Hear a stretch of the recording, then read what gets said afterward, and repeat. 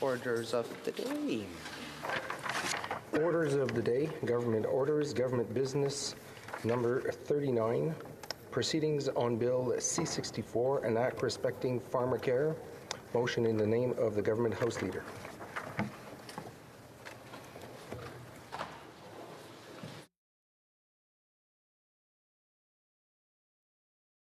Mr. Holland, seconded by Mr. Fraser, moves that notwithstanding any standing order, special order, or usual practice of the House, Bill C-64, an act respecting pharmacare, shall be disposed of as follows. A. Pendant l'étude du projet. A. During the consideration of the bill by the Standing Committee on Health. 1. The committee shall have the first priority for the use of House resources for the committee meetings. 2. The committee shall meet between 3:30 p.m. and 8:30 p.m. on the 2 further sitting days following the adoption of this order to gather evidence from witnesses, provided that any meeting on a Friday may start at 12 p.m. for a duration of not more than 5 hours. All amendments be submitted to the clerk of the committee by 4 p.m. on the second sitting day following the adoption of this order. 4. Amendments filled by independent members shall be deemed to have been proposed during the clause-by-clause consideration of the bill. 5. Le comité se 5. The committee shall meet at 3:30 p.m. on the third sitting day following the adoption of this order to consider the bill at clause-by-clause, or 12 p.m. if on a Friday, and if the committee has not completed the clause-by-clause consideration of the bill by 8:30 p.m. or 5 p.m. if on a Friday, all remaining amendments submitted to the committee shall be deemed moved. The chair shall put the question forthwith and successively without further debate on all remaining clauses, amendments submitted to the committee, as well as each and every question necessary to dispose of the clause-by-clause consideration of the bill, and the committee shall not adjourn the meeting until it has disposed of the bill. 6. A member of the committee may report the bill to the House by depositing it with the clerk of the House, who shall notify the House leaders of the recognized parties and independent members, and if the House stands adjourned, the report shall be deemed to have been duly presented to the House during the previous sitting for the purpose of Standing Order 7611. B. Not more than 5 hours shall be allotted to the consideration of the bill at report stage, and at the expiry of the time provided for the consideration of the said stage of the bill, or when no member rises to speak, whichever is earlier, any proceedings before the House shall be interrupted, and in turn, every question necessary for the disposal of the said stage of the bill shall be put forthwith and successively. Without further debate, shall I dispense? Without further debate or amendment, and if a recorded division is requested, the vote shall not be deferred. A. C. And C. Not more than 1 sitting day shall be allotted to the consideration of the bill at the third reading stage, and 15 minutes before the expiry of the time provided for government orders that day, or when no member rises to speak, whichever is earlier. Any proceedings before the House shall be interrupted, and in turn every question necessary for the disposal of the said stage of the bill shall be put forthwith and successively, without further debate or amendment, and if a recorded division is requested, the vote shall not be deferred. Debate. The Honourable Minister of Health. Thank you very much, Madam Speaker. It is my pleasure to get an opportunity to be able to rise to talk about Bill C-64, which, of course, is an opportunity for us to move forward with pharmacare in this country. And I think in the first order, I want to say that this bill represents what I think is the best of what Canadians should expect in this House, which is different parties working together to find common ground and to find solutions. And I'll start by thanking the member specifically for Vancouver Kingsway for his work in what were often challenging conversations and negotiations, but led to, I think, an exceptionally important bill that is going to do incredible good across the country. I want to thank as well the member for New Westminster Burnaby, who's the House Leader for the Democratic Party, for his work as House Leader and now his work as health critic. I think in all orders, when we're facing something as challenging as the protection of our public health system and making sure Canadians get the care that they require, that working in a nonpartisan way to drive results is exceptionally important. And maybe I'll just speak to what is at stake and a little bit about what we've been doing in health, Madam Speaker, and then talk specifically to the legislation that's in front of us today. I had a conversation. It was a stark day for me yesterday because I had two very different kinds of conversations. One conversation was with somebody who was trying to say, well, in a roundabout way, maybe it isn't so bad if our public health care system became private. And I think that's important really to focus on what that would mean for this country and why it's something that we should all be adamantly opposed to. If we allow our system to become a private healthcare system, there would be a migration of dollars towards a private system and expertise, where the private sector would take that which was easy and lucrative and leave that which was difficult or for folks who didn't have the means to be able to pay for those services, leaving less money in a public system with a public system that was dealing with the most expensive problems and the most intractable issues. And of course, over time, you would see then more and more migration of that which was easier into that private system. And that would mean for people who didn't have the means that they couldn't afford the same kind of care. In a very practical sense, what that ends up in is the type of situation. I had an opportunity with my partner to be in the United States, and when I was there for a weekend, we witnessed a man collapse. He was clearly a person that was not a lot of means, and he fell unconscious to the ground. And when we went over to his side and called 911, and he came conscious, his first thought was not about his health or worrying about what had just happened to him in terms of his physical body. His concern was how he was going to be able to afford what just happened to him. And I had to think about the phone call that I made to 911 to think about, is this something this man even wanted? Because now he has to think of exorbitant health costs to get the care that he needs. And even if you're somebody who doesn't fundamentally care about whether or not your fellow citizen, regardless of their financial circumstance, gets the same level of care as everybody else in the country, even if we can't compel your morality to care about the circumstance of whether or not somebody in your own community gets the same level of medical care that you do, the reality is that when somebody doesn't go in because they don't have money to get checked for something that's minor, that it becomes something major. And then you're left with the existential question, when that person becomes so sick that they're on death's door, do you just let them die? Or do you pay the exorbitant costs that you've allowed to accumulate through not having a system that took care of those problems in the first place? So for the prognosticators of doom of our health system, for those that push the idea that we should just allow it to deteriorate and not make the investments, or say that it's too hard or too difficult, then they have to be honest about the future they're painting for Canadians in this country, the type of healthcare system that they would be left with, one where only the affluent have the opportunity to get the care they need.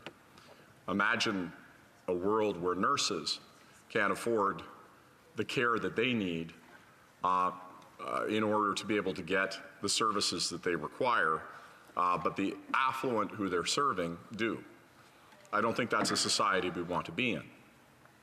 And that's why the investments we're making in healthcare are so critically important. Madam Speaker, over the next 10 years, the federal government has come to the table with nearly $200 billion to invest in partnership with provincial and territorial governments. And in the same spirit of this legislation, the question wasn't asked, because I don't think Canadians are interested.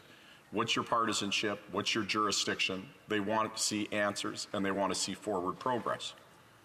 And I really want to commend the health ministers across the country, because over the last 10 months, as I had an opportunity to work with them to negotiate the agreements that we signed, it was a spirit of cooperation and putting the health of Canadians first. And it wouldn't matter whether or not it was Adriana Lagrange in Alberta, or it was Tom Osborne in Newfoundland and Labrador, a conservative and a liberal, or Adrian Dix, a Democratic health minister in BC. They understand we have an important job to do and that we need to focus on what unites us and how we make things better.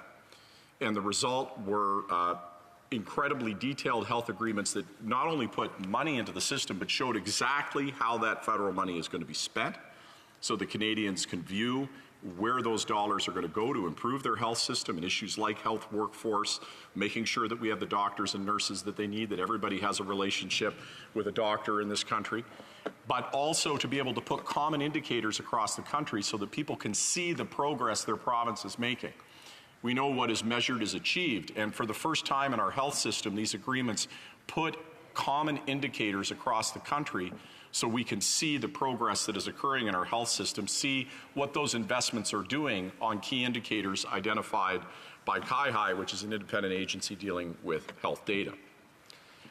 But we recognize that dealing with the urgency of the now, and let's recognize that our health system has been enormously strained, that healthcare workers throughout one of the darkest periods in public health that certainly we've known in our lifetime, were asked to do Herculean amounts of work and asked to rise to an occasion and do more than I think any reasonable person could be expected to do. But they met that hour and they did it. And like all health systems all over the world, instead of being met with a break, they were met with even more work, with burnout, with all kinds of mental fatigue and mental health issues as a result of the pandemic, with a backlog of procedures, and with a health system that was even more overwhelmed.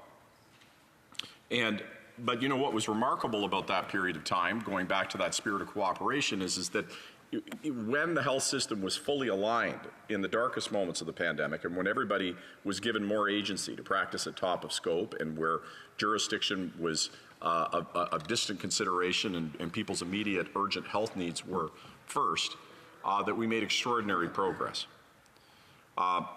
So we're dealing with that with these workforce agreements and the work we're doing bilaterally with provinces and territories, but it's not enough to deal with the crisis of now. And we've already made such huge progress. Where we were a year ago versus where we are now, that progress is evident through our whole system. But we recognize we also have to be upstream. And that brings me to another conversation that I had yesterday. I had the opportunity to be with the member for Vanier in Vanier, going to a denture clinic. And here's another example of parliamentary cooperation where two parties came together and recognized an essential need in this country, which is that some 9 million Canadians don't have access to oral health care. And I got to see, as we've seen now, more than 30,000 seniors just in the first few days of this dental program receive care for the first time. I got to see, in many instances, going into clinics, what that means. And let me talk about what I saw in that denture clinic in Vanier. A denturist talking about a senior who hadn't had their dentures replaced in 40 years because they didn't have the money. What was left in their mouth had no teeth. It was a black apparatus that they used to crush food in their mouth. And you can imagine the dignity and the spiritual change in that person when they came in and they realized that finally, after 40 years, they were going to be able to get teeth in their mouth. For the denturist to be able to describe that moment, the pride they had of being able to deliver that service and give that senior that dignity is absolutely extraordinary. I had an opportunity in my own riding just a few days before that in Ajax to meet with a senior. I never had a chance to meet him before. His name is Wayne. He sometimes goes by Moose. Talking about he and his wife, and he had a need for partial dentures, and he had other oral health problems, so did his wife, that they've been putting off, and what it meant to him to feel seen and to be able to get those issues taken care of. And the truth is, Madam Speaker, that we know that that isn't just a matter of dignity. It isn't just a question of what kind of country we want to live in, but what about the cost? You know, if I think of Wayne and his inability to pay for the medical care that he needed for oral health care in his mouth, left untreated, Wayne could very well end up in a hospital room with an unnecessary surgical procedure, placing his life at risk. And imagine the staggering cost of that. So dental care isn't about some kind of boutique political intervention. It's fundamentally about making sure that people get the preventative care that they need. And it's part of an overall action that we're taking as a government, not just to deal with the crisis of the now, but casting our eyes into the future and asking how we can work together. C'est certain avec le député. Now, with the Bloc Québécois, we know that there are concerns about jurisdiction, and I do understand that. That's a concern for me too. But for me, this is not a matter of jurisdiction. It's a matter of cooperation. When I've spoken with Minister Dubé, can collaborate, can work together to improve our healthcare system. There will be many opportunities to work in a spirit of collaboration and work together to improve our system.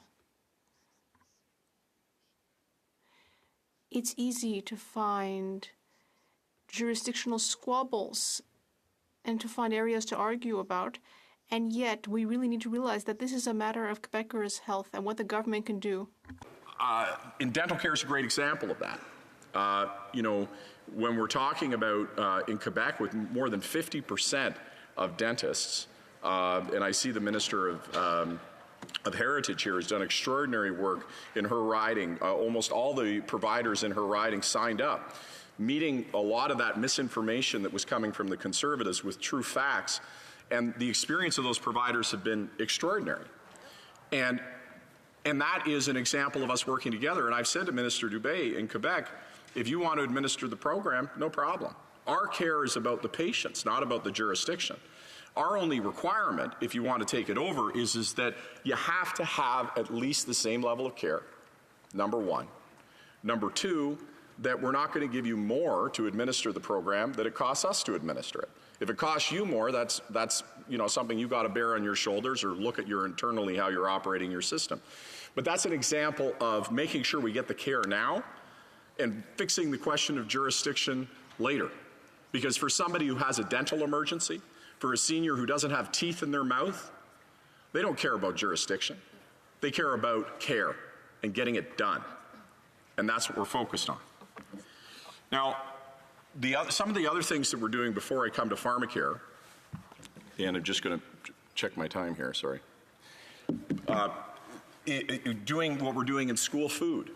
You know, when I was at Heart and Stroke and I had the opportunity to lead the Ontario mission and be the National Director of Children and Youth, one of the things that was shocking to me was one healthy meal that a child has can totally change their health outcomes. And it does it for a couple of reasons. One, just the act of eating fruits and vegetables and healthy food has a transformative effect on health and prevents chronic disease and illness. Secondarily, because how do you learn if you're hungry? And in the third order, you actually get to develop a taste for healthy food that lasts your entire life. So this is an extraordinary investment that's going to make a massive difference. We're also taking action in marketing to kids and front and pack labeling, taking action with the $500 million fund to develop capacity for mental health on the ground in communities across the country. And I can go on, but of course, I only have a short period of time to talk about the thing that we're here to talk about. And I see the member for Vancouver Kingsway, and again, I want to thank him for this, because, you know, when we look at contraceptives in the first order, it is incredibly frustrating to me. Over the last number of days, we've seen, you know, a march and a protest here to try to take away women's rights and to take away their right to choose. We've seen over 80 Conservative members, I believe is the number, who've been endorsed because of their belief that they should take away a woman's right to choose. And that's fine. I'm pro-choice, and there are members who aren't. But what I don't get, if you are against a woman's right to make a choice over her own body, is how you can also be against giving her contraception. Because then what choice is she left with?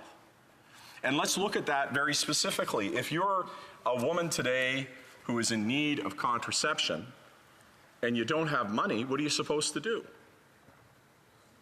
Now, maybe you can find the money for oral contraception, but has a failure rate of 9%. An IUD has a failure rate of 0.2%, but it costs $500 up front. And for women who don't have the money to be able to put that up front, they're left with a less effective tool to be able to have control over their sexual and reproductive health.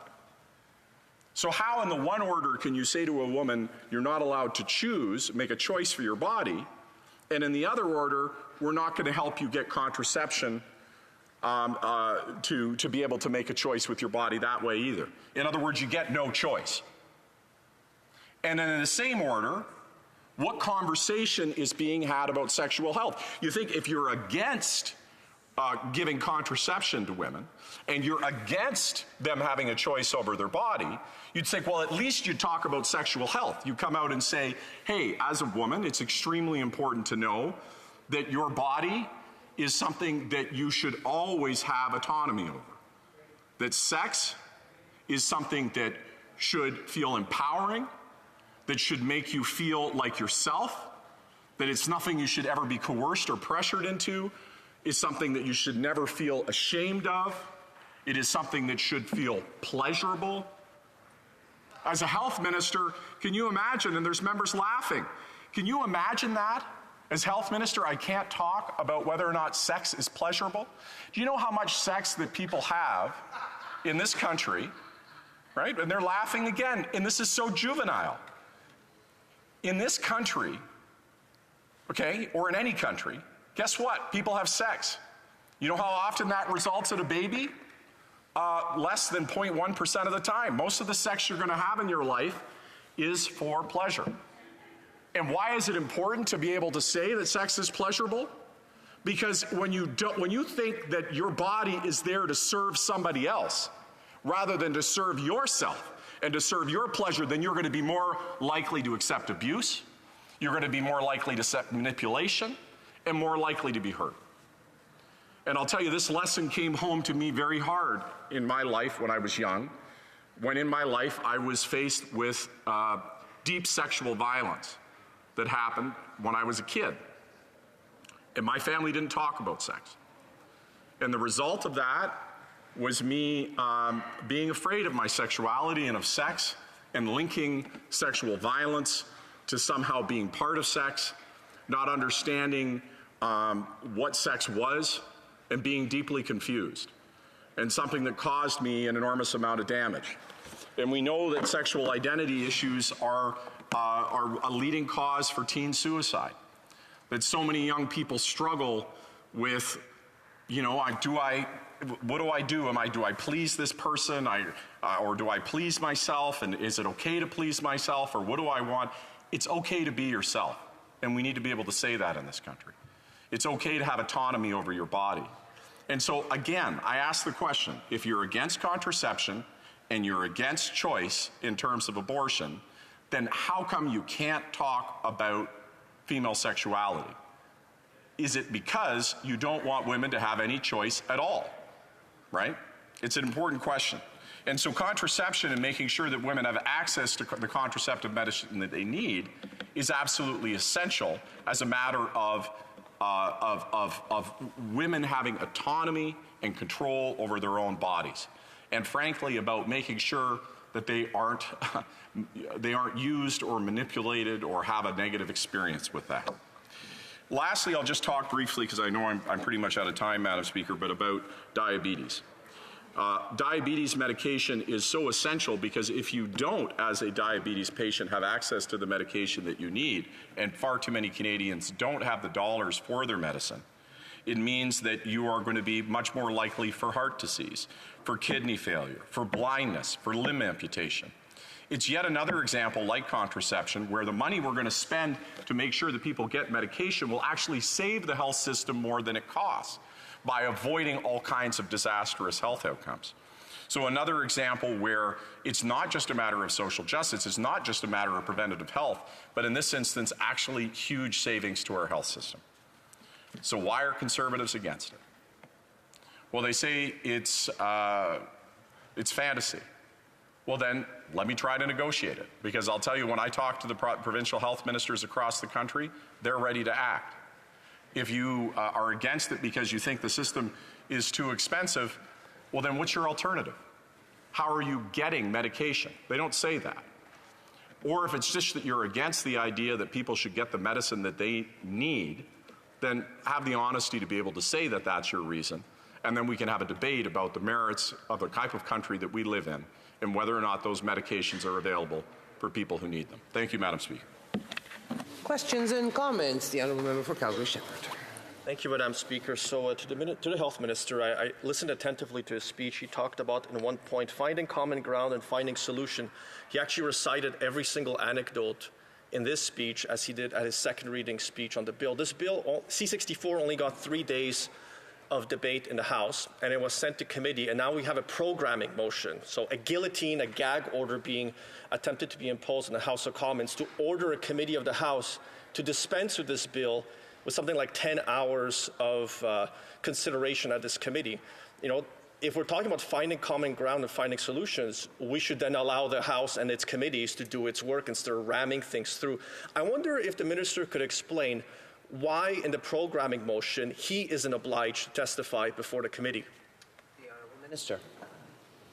Well, thank you, Madam Speaker. In the first order, you know, it's hard to take the call for more debate seriously when you're 100% against the bill and have no interest in negotiating or adding or subtracting to it. You're just against it. So having a debate that's binary, where, what's that? You're right. I should put it through you, Madam Speaker. Through you, Madam Speaker, to the Conservative Party, which is against this bill and against providing contraceptive and diabetes medication. That's fair. You can be against it.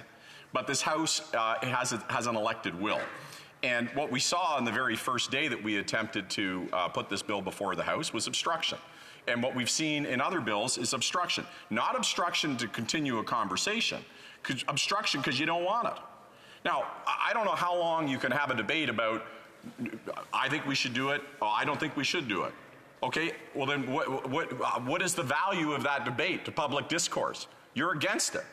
I mean, we could talk about it till the cows go home, but you're against it.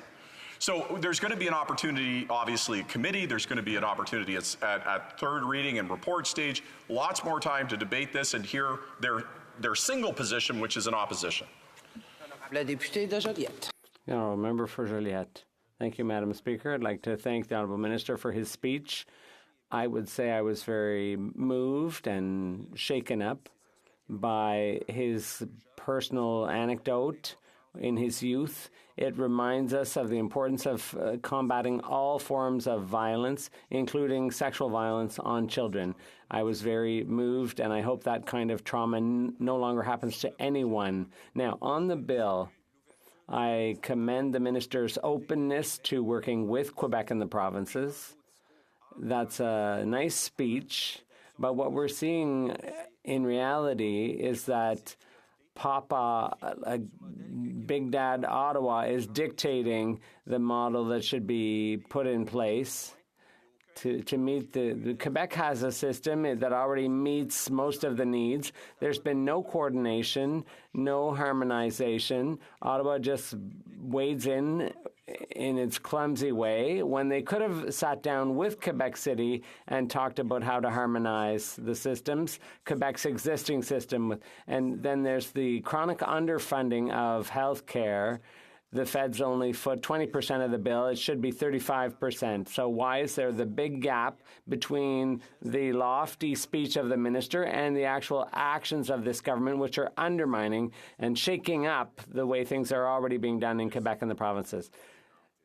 The Honourable Minister. Thank you, Madam Speaker, and I appreciate my colleague's question. It's an important one. In the first example, I could talk a bit about the issue of the bilateral agreement on health. That's a good example of cooperation. It shows that it is possible to have common indicators all across the country but it's not an order. We've never told Quebec what to do, not at all. But it's just for the system countrywide. We need the ability to collect the data that shows progress is being made in our healthcare system, not just in Quebec, all across the country. And I hope that eventually we could even have that data globally, right? And the deal also made provision for recognizing that this is truly Quebec's jurisdiction, and I fully respect that. And that's why it's their plan. We are there to support that plan and to help fund it, and it's important to say how federal money is going to be used, but it's really Quebec's choice. And on dental care, just quickly, Madam Speaker, there's a huge need right now, and that's why it's essential to take action today to ensure that Quebecers can get the service now, and afterwards we can find solutions together, joint solutions. Thank you. Well, I'd like to first congratulate the Minister and member for Ajax. I had the privilege of leading the team that negotiated with him leading the team that resulted in this historic agreement on pharmacare. You know, those of us in the New Democrats, and I believe the Minister believe, that every Canadian should have access to the medicine they need regardless of their ability to pay through our public health care system, and this is a historic first step toward that. But I want to just ask him a quick question about diabetes, because that's a very important part of the class of drugs covered. He and I both heard stories about parents who have to wake their children up, their 5-year-old daughter, their 7-year-old son, at every hour and a half at night to test their blood sugar levels because they don't have access to continuous glucose monitors or insulin pumps. A very important part of the deal that we've negotiated will cover that, making sure that everybody has access to the test strips, monitors, pumps, and syringes they need to keep themselves healthy. And I'm wondering if he could tell us what the impact of the Conservatives delaying access to that medication is having on those families across this country who are worried about their family members and require these instruments to stay alive. The Honourable Minister of Health. Thank you, Madam Speaker, and I want to thank the member for Vancouver Kingsway. This was a tough conversation, and every day, it was virtually every day we were talking on different elements of it. The member for Vancouver Kingsway was very clear that his heart and his intention was on fixing the very issues that he's talking about, and I know that he carries heavy in his heart as I carry heavy in mine. The types of circumstances that he's talking about, where families desperately need these medicines in order to keep their kids safe and healthy, where where we're hearing from, I remember Sarah in a clinic in Ottawa, and I talk about this often just because of how much it rattled me, when she said, I have people who are reusing syringes, making the danger of bloodborne disease, or people who wind up having a limb amputated or being blind unnecessarily because they didn't have the medication they need. So yeah, we can't afford to delay. We got to get this done. There's too much need. There's too many people that are suffering. And again, I get the Conservative Party is against it. They've made that very clear. They don't want this. They don't believe that this is an area that we should be taking action. But the collective will of this House is that we do serve and help these people. So I would say that blocking it, because you, under the quote, pretense of wanting more debate, is nonsense. You're against it. There's not you, Madam Speaker. The Conservative Party is against it. They are never going to be for it. There is no amount of debate that will ever get them to a different position. So their sole purpose is obstruction, which would block these essential medicines from getting to the people who need them. The Honourable Member for Elgin, Middlesex, London. Thank you very much, Madam Speaker. And I've sat here and listened to the Speaker, but honestly, so many of the things that he is talking about are provincial issues. He has talked about contraception. I can tell you that back in the 80s, I could walk into any clinic and for $2 get contraceptions. So he's providing this idea that Canadians cannot get access. And I will let you know, when the provinces are providing these programs, they do work. Because back in 1989, for $2 you could get a package. And that was what we were doing then. He talks about all of the great work that they're doing, but I really think what we see here is lack of consultation. They speak greatly about the dental care program.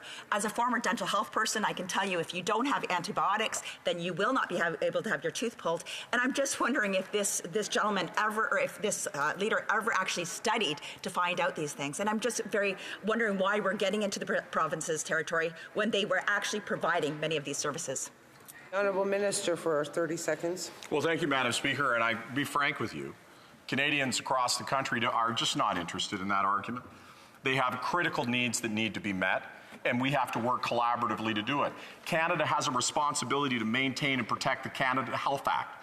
The Canada Health Act is a matter of absolute federal jurisdiction, and the idea that we would abdicate the field and let our health system deteriorate and fall apart, it makes you wonder what the real argument is. And if the member wasn't listening when I was talking about the difference between oral contraceptives having a 9% failure rate versus an IUD as 0.2%, how could she talk to a woman who doesn't have the dollars about why she would... Debate.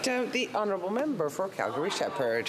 Thank you, Madam Speaker. So I listened attentively to what the Health Minister was saying, so I'm glad to be the first person to rise on my side to maybe provide a rebuttal, but also to reset the debate, because the debate isn't directly about C-64, it's about a programming motion.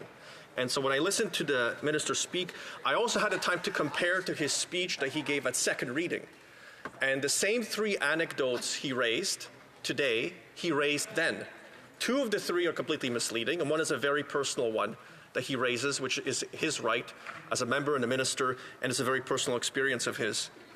However, this is about a programming motion that is going to guillotine debate in the House. It's going to order a committee of the House for basically consider a bill within 10 hours, a bill that will have profound impact on the structure of Canada's healthcare systems, plural, because they are systems.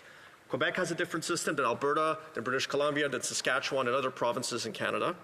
And we know from much research that's already been done both by CIHI, by the Conference Board of Canada, by Statistics Canada, and by CLHIA, which is the Life Insurance Trade Association, that 97.2% of Canadians already have access or are eligible for access to an insurance benefit plan of some sort. I know in my home province, we have Blue Cross, which is usually the insurer of last resort that provides a lot of the services that the minister talked about.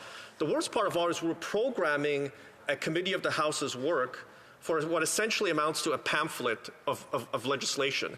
The minister talked about finding common ground and finding solution.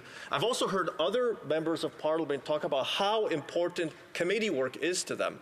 Well, now we're basically guillotining and gag ordering a specific committee of the House, the Standing Committee on Health, to do its work in 10 hours. And that's why I asked the question to the health minister on why he felt the need to exclude himself from having to come and testify before the Health Committee. You would think, and I would think too, Madam Speaker, that he would put himself before the members there and answer all of their questions on the reasoning behind C-64, the wisdom of it, because it is not a national pharmacare plan. That is not what it does. It covers two areas, very small areas of medicine. I'll note that in his second reading speech on C-64, he had all of one sentence devoted to rare disease drugs and rare disease patients, typically the source of the most expensive therapies, the most expensive drugs on an individual basis, not on a broad basis. Typically, most drug plans in the provinces, whether private or public, they spend the most on things like the very basic medication for infections.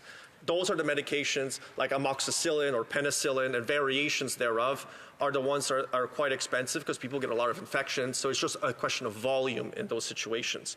But there's a lot of medication out there that is expensive because it's brand new. It's the first time it's coming onto the market. Recently, I learned about a new oncology drug that is going to be made available in the United States, but it's like cutting-edge specialized medicine made for the individual patient. And it comes with a few tens of thousands of dollars of cost associated with it in order to deliver it. And there will be some cancer centers in Canada that will not be able to have it available for patients, but they will be available to other patients in other parts of Canada. Oncology drugs are not covered in this plan. There's actually nothing covered in this plan except for those 2 areas of medications, and very, very specific ones as well. And like I said, there's nothing for rare disease patients. The minister talked about in his original speech, not today, but at second reading, about this $1.5 billion being devoted to rare disease drugs. But that was a 2019 announcement.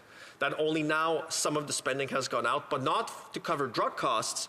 It's to cover things like the creation of rare disease registries, to get foundations and universities, private organizations to start up a rare disease a registry specific to one individual drug. Now, again, the problem with what the Liberals often propose is they say one thing, they claim one thing, and then it takes years before anything actually happens. And I'll give this to you, Madam Speaker, as an example. 2019 is the announcement. 2024, still not a single rare disease drug has been covered by that $1.5 billion. That is an example. That's 5 years. That is 5 years of waiting. And rare disease patients cannot wait. In fact, it was the Liberal government that canceled the original rare disease strategy in 2016. Now, I'll tell you, Madam Speaker, at the time, the Canadian Organizations for Rare Disease, this I call it the little spitfire of energy, that is the president, Jurhan Wong, she said that this was the kiss of death for patients with rare diseases. The little ball of energy. She is an amazing woman, an amazing advocate for rare disease patients. This was 2016. Took that government then 3 years just to announce funding, and another 5 years after that fact to even get rolling out a single dollar. And now they want to convince us that they need to expedite C-64 by programming the Standing Committee of Health, ordering them to consider certain things but not others. And I'll go through the programming motion since the minister didn't feel the need to even explain why this was necessary. He repeated himself essentially from his second reading speech on why we need to expedite this so quickly. We had 3 days of debate. 3 days of debate in the House before there was a vote that sent it to the Standing Committee on Health. I looked at the Standing Committee on Health's work that they had done. They had not even had the chance to consider the bill. That's how quickly they're now programming what's going on. So to this programming motion, the first line is very simple. The committee shall have the first priority for the use of use of House resources for the committee meetings. That seems quite reasonable, that they would be given first right to interpretation, first right to rooms, first right to catering services if they're expected to sit for hours and hours and hours on end. If you're doing a programming motion, I guess you would have to have that in there. The second part is the committee shall meet between 3:30 p.m. and 8:30 p.m. on the 2 further sitting days following the adoption of this order to gather evidence from witnesses, provided that any meeting on a Friday may start at noon for a duration of no more than 5 hours. Essentially, Madam Speaker, what it's saying is there'll be 2 more meetings of the Standing Committee on Health and 10 hours of committee testimony.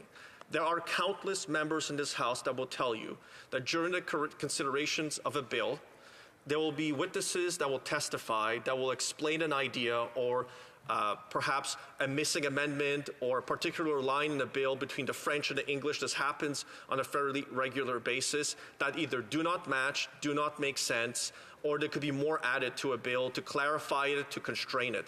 10 hours is simply not enough for a bill that will have such substantive impact. And according to the health minister, such substantive and profound impact that they're going to celebrate it as some great achievement. I don't believe that. I believe this is a pamphlet. This is not national pharmacare. There is no spending associated with this bill. For every one of my constituents back home, there is no spending associated with this bill. When this bill passes through the Senate at some point into the future, if they keep ramming it through at this pace, if it passes at that stage, not one single drug will be paid for through this legislation because there are no dollars associated with it. There is no what we call a ministerial warrant from the Minister of Finance connected to this bill.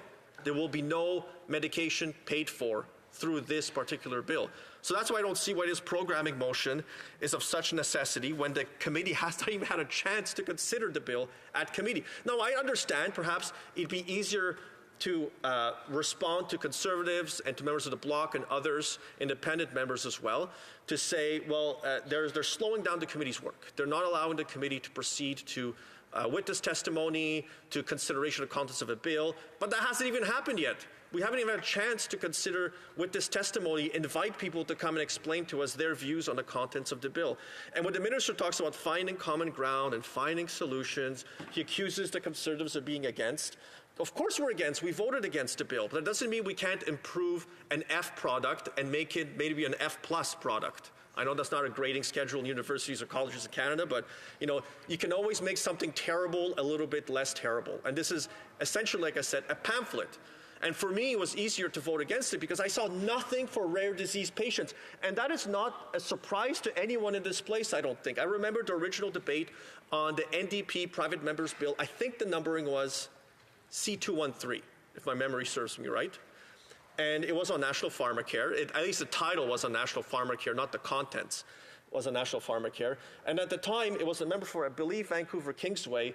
And him and I debated for most of the day. And I was all about access for rare disease patients. And I said that's why I couldn't vote for that bill at the time. So it's not a big surprise to many members of the House and members of that other place that I would be against a bill that has a title National Pharmacare but doesn't do anything for rare disease patients. Members know, and this will be my personal anecdote that I've mentioned many times in the House, I have 3 living kids with one rare disease called Alport syndrome, and I have one daughter who passed away very young at 39 days with a different rare disease. I always joke with my friends in the rare disease community, I am due. I should probably play the lottery. I have a decent chance of winning because both of those conditions are rare. In the case of my living kids, it is a rare disease of the kidney. It's a CKD, it's a chronic kidney condition. And in the case of my youngest daughter who passed away, she had Patau syndrome, which is a chromosomal condition, and very, very rare, very rare. If you know a child with Down syndrome, you should hug them. They are very special little kids. So my daughter had a condition that's considered much worse than what Down's is. Down's is survivable. There are a lot of very sweet kids that live with Down syndrome, and their families are made incredibly happy by them because they are sweet into the teen years, into their 20s, 30s, and 40s. You never have to go through those teenage years as I'm going through right now with one of my kids. And then suddenly, as the dad, I know nothing, and they know everything, which is okay. I have to go through this 3 times in my life. Moving on to the next part of the programming motion. Number 3, all amendments be submitted to the clerk of the committee by 4 p.m. on the second sitting day following the adoption of this order. Now, we are quite fortunate, Madam Speaker, that there was unlimited time provided, I believe, for the first 2 speakers on a programming motion. So I'm working under the assumption, I see you nodding your head, so perhaps they are surprised that I would rise on this, because I intend to use that time to explain why I don't like the programming motion, the defects of C-64, and also to remind the minister about what the summary of his own legislation says that it does. Because it's the complete opposite of what the minister just explained to the House. It's actually the complete opposite from his second reading speech as well. So stay tuned for that part. But on these amendments, we are fortunate in this way because we have a constituency week coming up. And I can guarantee that many of us will be sitting down and working with patient advocacy groups. We're going out to our stakeholder groups, meeting with our constituents, and I have a few who've emailed me on this subject, who I will be finding useful amendments to this bill that will improve it in my eyes and improve it in the eyes of my constituents.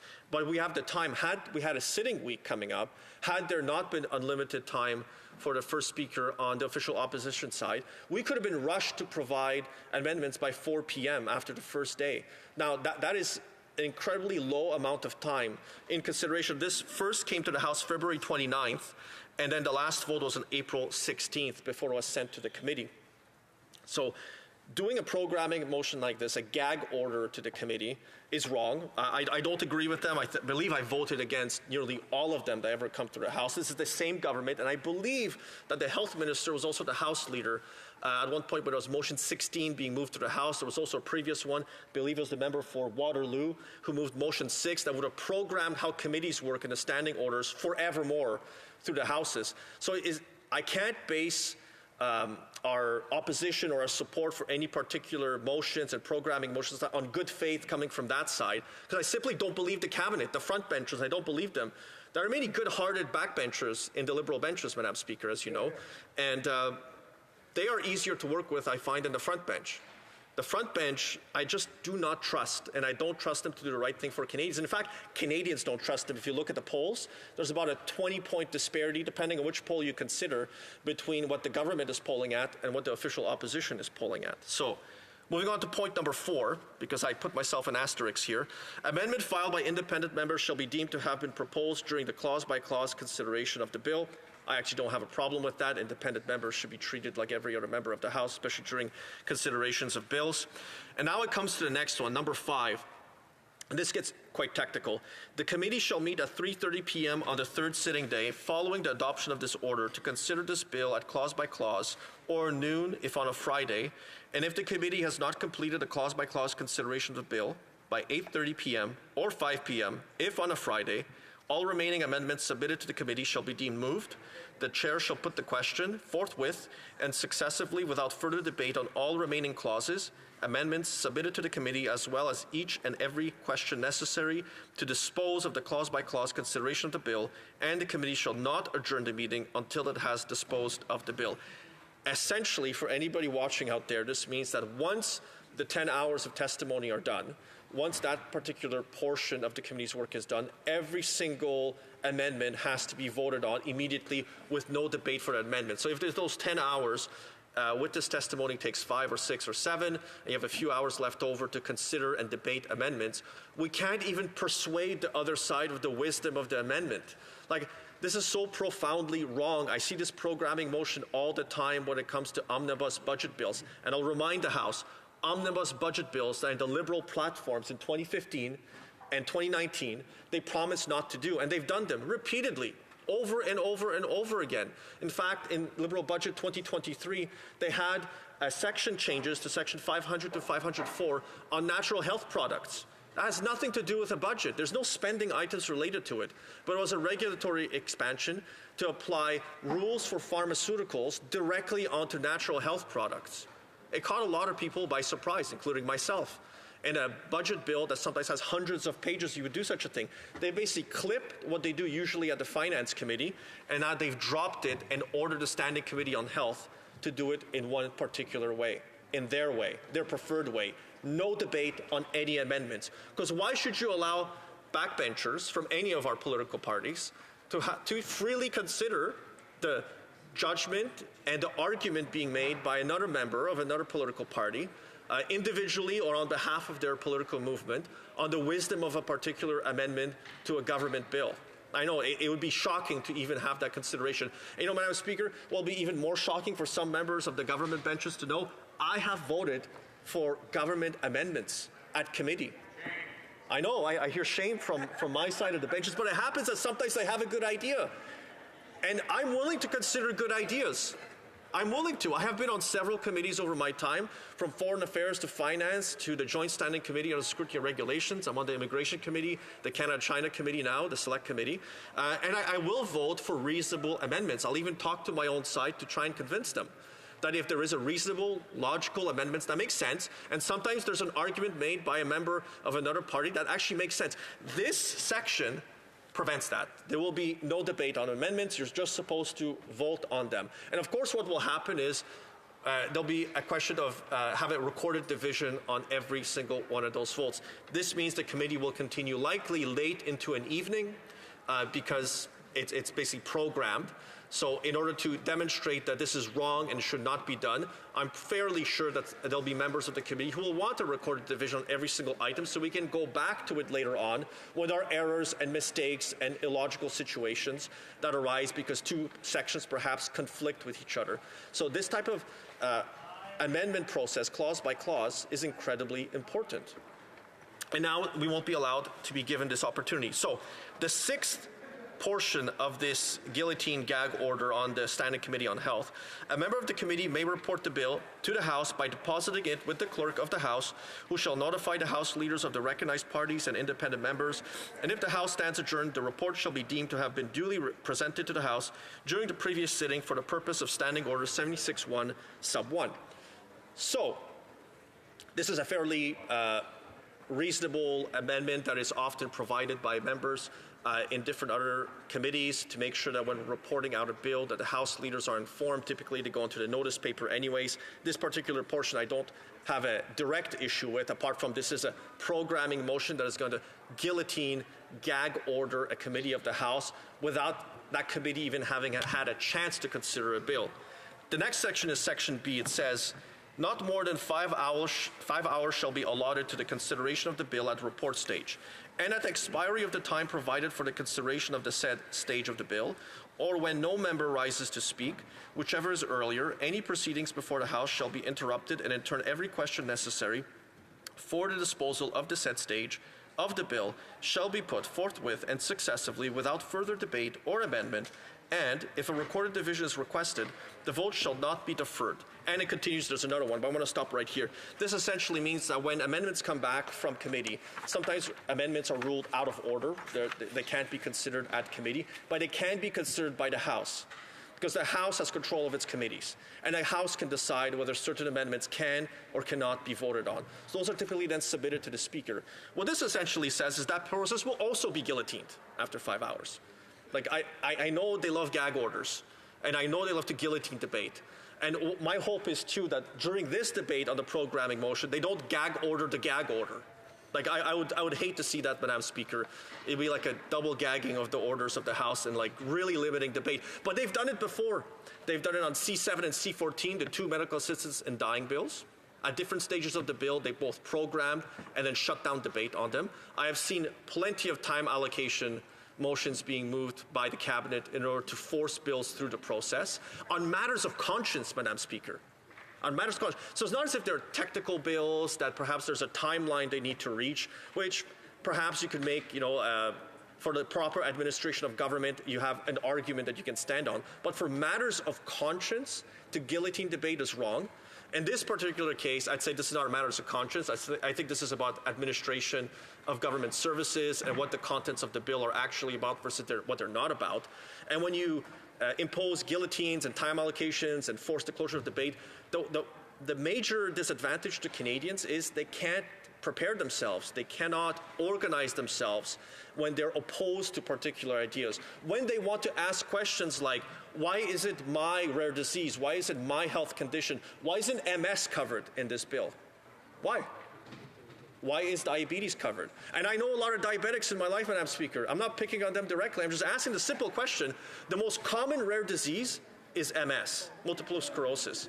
I know a lot of people in my family have it, and others, friends and colleagues and coworkers have it. There are spouses on this side, Madam Speaker, who have it. So why isn't that particular condition and its medication, which is expensive medication, in this particular piece of legislation? It's a choice the government made. So why can't we debate that choice the government has made for those 2 particular conditions, the medications associated with them, for being covered, but not others? There are so many other types of medications, again, like the most common ones, like penicillin, amoxicillin, and all the variations of the cillins that you will find, because there are so many of them. Why are they not covered in this particular piece of legislation? But this programming motion, should we put forward such an amendment to be considered at committee?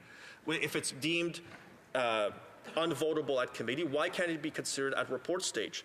And C, I guess I'll only get through programming motions. I'll have to come back later, Madam Speaker, to finish talking about C64 and some of the things the minister said, and then my concerns with the PNPRB and CADIF and PCPA and the entire architecture of drug approval in Canada. But the last point is, not more than 1 sitting day shall be allotted for the consideration of the bill at the third reading stage and 15 minutes before the expiry of the time provided for government orders. And it goes on like that, Madam Speaker, because I see my time has run out. It basically means there'll be 1 day for final speeches, and then it will be done and sent to the other place. And it's wrong to ram through a bill in this method, with bad faith being shown by the health minister, claiming that we were opposing it and not willing to consider things when he's never bothered to listen. Here, bravo. The honourable member will have the questions after it comes back. I'll stay as long as Okay, when the next time that the honourable member still has time to speak, is not finished. Okay, yes, perfect. Statements by members. Déclaration de député. The honourable member for Nepean. Madam Speaker, during the last about 200 days, Israel has killed over 34,000 Palestinians, including about 14,000 children. In Gaza, Israel has displaced 90% of the population, destroyed 70% of the infrastructure, destroyed all universities, and demolished all hospitals. Not satisfied with this, Israel has now initiated a ground invasion of Rafah. The reign of Israeli terror must come to an end. Innocent Palestinians, including children held in Israel, must be released, and the terrorist organization Hamas must unconditionally release all the hostages immediately. United States has admitted their bombs have been used to kill Palestinians. I call Canada to immediately implement an official arms embargo using Canada's Special Economic Measures Act and pressure Israel to end its invasion. This is the issue that defines who Member for Calgary Centre. No, I think they switched. Okay, yeah, okay, no. The Honourable Member for North Okanagan, Shuswap. Madam Speaker, we know this Prime Minister is not worth the cost, but here's something that is. It's the 104th annual Falkland Stampede. The North Okanagan Shuswap is an amazing place with beautiful people and spectacular events. One of the longest running events in the area and one of Canada's longest running rodeo stampedes is coming up on the May long weekend. If anyone is looking for affordable family entertainment, this is the place to be. 3 days of rodeo fun, food trucks, beer gardens, cowboy church, dances, and pancake breakfast. There really is something for everyone. And even a parade, which is free because even this Prime Minister can't carbon tax free. We'll be there on Sunday for the parade and rodeo and hope to see wagon loads of families out enjoying the Falkland showing off its best, including one of Canada's largest flags. The louder the crowds cheer, the harder the Bronx buck at the Falkland Stampede. Yeehaw! Yeehaw! The Honourable Member for Calgary Skyview. Madam Speaker, this Saturday, the Deshmesh Cultural Centre will host Calgary's annual Nagar Kirtan, commemorating Vaisakhi, the birth of the Khalsa. The Nagar Kirtan embodies a vibrant procession filled with sacred hymns and traditional martial arts, guiding the City Guru Granth Sahib Ji through our community streets. I'm especially honored that the parade will travel to Prairie Winds Park, right in front of my constituency office in the heart of Northeast Calgary. This event stands as Calgary's second largest gathering following the Calgary Stampede. It serves as a testament to our city's rich cultural tapestry and spirit of unity. All attendees, regardless of religion, caste, gender, economic status, or ethnicity, are warmly welcome to enjoy complimentary vegetarian meals, symbolizing inclusivity and compassion. I extend my heartfelt gratitude to the Deshmesh Cultural Centre. The Honourable Member for Nanaimo Ladysmith. Madam Speaker, I would like to take a moment to highlight an incredible team in my riding of Nanaimo Ladysmith, the John Barsby Secondary School football team, or what locals know as the Barsby Bulldogs. The Barsby Bulldogs is a team full of dedicated and skilled players winning multiple provincial titles in British Columbia. The success of this team is the result of the collective strength of all those who continue to lift them up. Generation after generation, the high school football team has been surrounded by many that make the Bulldogs the strong community it is, including coaches, parents, community members, alumni, teachers, and administrators. One particular individual that I want to give a special shout out to is Coach Stevenson.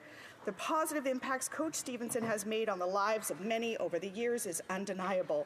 So much so that the team sees time and again previous high school players coming back as adults to take on coaching youth football themselves. Coach Stevenson may be humble, but he deserves to be acknowledged for his important mentorship and thanked for his dedication to the team. Congrats to the Bars. The Honourable Member for Glengarry Prescott Russell. Madame la Présidente, I'm rising to recognize an individual in my riding who passed away earlier this year. He was a friend. Next week we will be celebrating his life. Dr. Lennox Hines, who was an outstanding public servant, served Canada for 35 years. He was believed in political engagement. He was a Liberal. I've known him for over 25 years. I was just a young adolescent when I met Dr. Len Hines, and he's always been proven to be a friend, to provide sound advice. Sometimes I would have to keep his doors the last one during elections because he'd always want to have a drink and chat about politics. My sincere condolences to his wife, Marjorie, and his family. You will be missed. The honourable member for Calgary Centre. Thank you, Madam Speaker. On April 22nd, John Adams, the President of Valour Canada, presented the annual General Sir Arthur Currie Award to one of Calgary's finest, George Brookman, often referred to as Mr. Calgary. There's much I could say about George and his contributions to Calgary and to Canada, but I'd be here for quite a while. His recognition for this award is due to his role in steering events that contribute to our understanding and support of our military. Like the general honored in the award he received, George Brookman is a true leader. Thank you, George, for all you do for Canada's military heritage and so much more. Valour Canada is an organization that educates young Canadians about our shared military heritage by developing learning opportunities to foster a deeper understanding of who we are as individuals, citizens, and as a nation. To John Adams and his team at Valour Canada, thank you. We are indebted to you for your work. The honourable member for Surrey Centre. Thank you, Madam Speaker. Surrey is a young city. With over 35,000 individuals aged between 19 and 25, Surrey is home to the largest number of youths in all of BC. It is no surprise that our youth are at the forefront of Surrey's growth and innovation. Every year, the Surrey Board of Trade recognizes 25 outstanding youth with their Surrey's Top 25 Under 25 Award. This award pays homage to business and community-minded youth, recognizes their position as a role model for their community. From focusing on drug and opioid abuse prevention to advocating for increased senior support to the promotion of arts and culture in youth, Surrey's Top 25 Under 25 are represented in every corner of the city. I wanted to give a special shout out to my former staffer, Harjot Kalar, and volunteer Sohana Gill, who have both been recognized for their community service with this award. Congratulations to all the recipients of this amazing award. L'honorable député d'Orléans. Madame la Présidente, today we are welcoming the Canadian Remembrance Torch to Parliament Hill. The Remembrance Torch was created by accomplished McMaster students and now serves as an important symbol for the contribution of Canadian veterans. The founder of this torch, Karen Hunter, whose family has long tradition of serving in our armed forces, was the visionary behind the symbol. It is a symbol of gratitude for peace and freedom and serves to bring awareness of Canada's military contribution in the liberation of the Netherlands during the Second World War. This summer, it will continue its journey by traveling to France to commemorate the 80th anniversary of D-Day at Juno Beach. I want to say thanks to Karen and her students for undertaking this project, dedicated to remembering those who have fought for the freedoms that we so much cherish. Merci.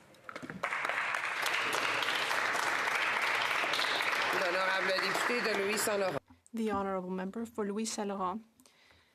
Madam Speaker, after 9 years of this Liberal government, after 9 inflationary deficit budgets, this government is just not worth the cost. And on top of that, it can count on its extravagant ally, the Bloc Québécois, which voted in favor of $500 billion in spending.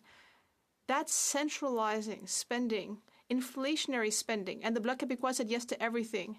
The result of that is that everything is more expensive for Quebecers and Canadians. Yesterday, at the National Assembly of Quebec, the leader of the Parti Québécois condemned this federal government's mismanagement of public funds. In fact, this Liberal Party government's mismanagement is becoming an argument for Quebec independence. And I would just remind us that the Bloc Québécois voted in favor of $500 billion in spending. When will this Prime Minister stop his wasteful spending supported by the Bloc Québécois? Madam Speaker, as we speak, Rafah, the last place where Netanyahu's regime told Palestinians to evacuate, is being invaded and innocents suffer. Our allies have warned Netanyahu not to proceed with this invasion or they will pause military exports. My constituents have been clear that they want us to do the same. The people of Israel have the support of Canada, but that does not mean supporting Netanyahu and his regime's indiscriminate war against the people of Palestine. Canada has continued calling for a ceasefire, the release of hostages, and sustained humanitarian aid, but we can be that stronger force to build a better long-term solution so that Palestinian people can live in peace, security, and dignity, coexisting with Israelis and all in the Middle East. The ongoing violence has defined generations of lives over the last 75 years. Don't they all deserve to live in peace, Madam Speaker? Member for Pitt Meadows, Maple Ridge. Madam Speaker, after 9 years of this Liberal NDP government, thousands upon thousands are overdosing every year on our streets or in their homes. 42,000 deaths under the watch of this Prime Minister. I can't count how many heartbroken parents and family members I've met who have lost loved ones to the scourge. The results of legalized hard drugs, safe supply, and a toothless criminal justice system has been death and destruction, chaos and carnage in Canadian hospitals, playgrounds, parks, and public transportation. Our beautiful country is being destroyed by radical Liberal and wacko NDP drug policies. The Liberals must not allow the legalization of hard drugs to be expanded to other cities like Toronto or Montreal after the clear failures in BC and Oregon. What they are doing is absolutely not working. Common sense Conservatives will ban hard drugs, stop taxpayer-funded drugs, and put that money into detox and recovery. The Honourable Member for Calgary Forest Lawn. Carbon tax Carney's crusade to be coronated as Liberal leader is in full swing. He's preaching the same radical agenda as this woke Prime Minister that doubled rents, mortgages, all on his path to quadrupling the carbon tax scam. Canadians are terrified at what carnage Carney will create. His silence on Liberal waste speaks volumes as this Prime Minister sends more taxpayer dollars and interest payments to Carney's Bay Street buddies than what goes to health transfers or to national defense. And after speaking at Senate, he fled to rub elbows with Ottawa high society to preach his radical agenda. He's more comfortable with Davos elites than in a room full of everyday, hardworking, struggling Canadians. Carbon tax Carney needs to show some courage, show up to the Finance Committee so he can answer what destructive path he'll take this country down. No common sense Canadian can say that carbon tax Carney, the next Liberal leader, is any different than this woke, radical, out-of-touch Prime Minister. The Honourable Member for Longueuil-Charlemagne. Madam Speaker, today I rise to pay tribute to an exceptional administrator. May I start from the beginning, Madam Chair? You will, please. Thank you. Madam Speaker, today I rise to pay tribute to an exceptional administrator. Over the last decade, he contributed significantly to supporting young adults in my riding. I'm talking about Sylvain Lambert. He's been working in the collegiate network for 20 years and 9 years as principal of Édouard Montpetit Cégep and the École Nationale d'Aérotechnique in Longueuil. In July, he will be leaving to take on new challenges. I was lucky to work with Sylvain in my former life as a school administrator and later as an MP. And I can speak to his remarkable personal and professional qualities. I'd like to thank him for everything he's done for the Cégep community. Sylvain, I wish you great luck and happiness in all of your projects to come. Vancouver East. CMHC is going to end the rent guarantee income subsidy to some of the homes under the federal government's bilateral agreement with provinces.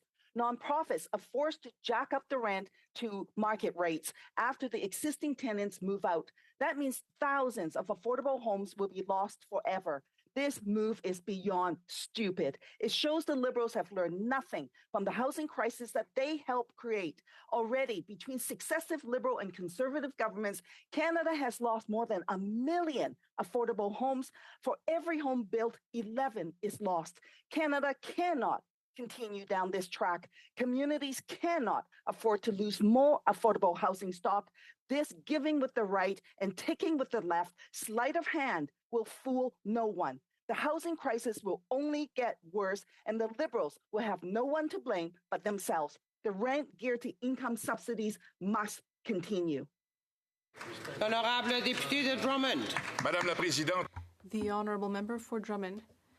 Madam Speaker, Drummond's Volunteer Action Center is celebrating its 45th birthday, and I was there to celebrate it. The room was full of people, generous volunteers who make calls, support people, bring vulnerable individuals and seniors to their medical appointments. They support people who are going through tumultuous periods in their lives. Last year, they helped 14,000 people and 200 organizations with 37,000 hours of volunteer work. They care deeply about people. We're so lucky to have them. This organization has been working for 45 years. It does so much. It has a tax clinic, a Meals on Wheels service, and volunteers are at the very heart of what the organization does. They create friendships, help people, and inspire the entire community. Happy birthday. Thank you for being there to help people in our community. The Honourable Member for New Brunswick Southwest. Speaker, Newfoundland and Labrador has contributed much to our great Dominion, but few gifts from the Rock rival that of the now departed Rex Murphy. Inspired by his firm belief that Canada was founded on great principles, had achieved great things in the past, and could and should do much more in the future, Rex stood on guard for all of us with great wit and wisdom throughout his many newspaper columns and on-air commentaries. Rex was brave, but without pretense. He despised the smug.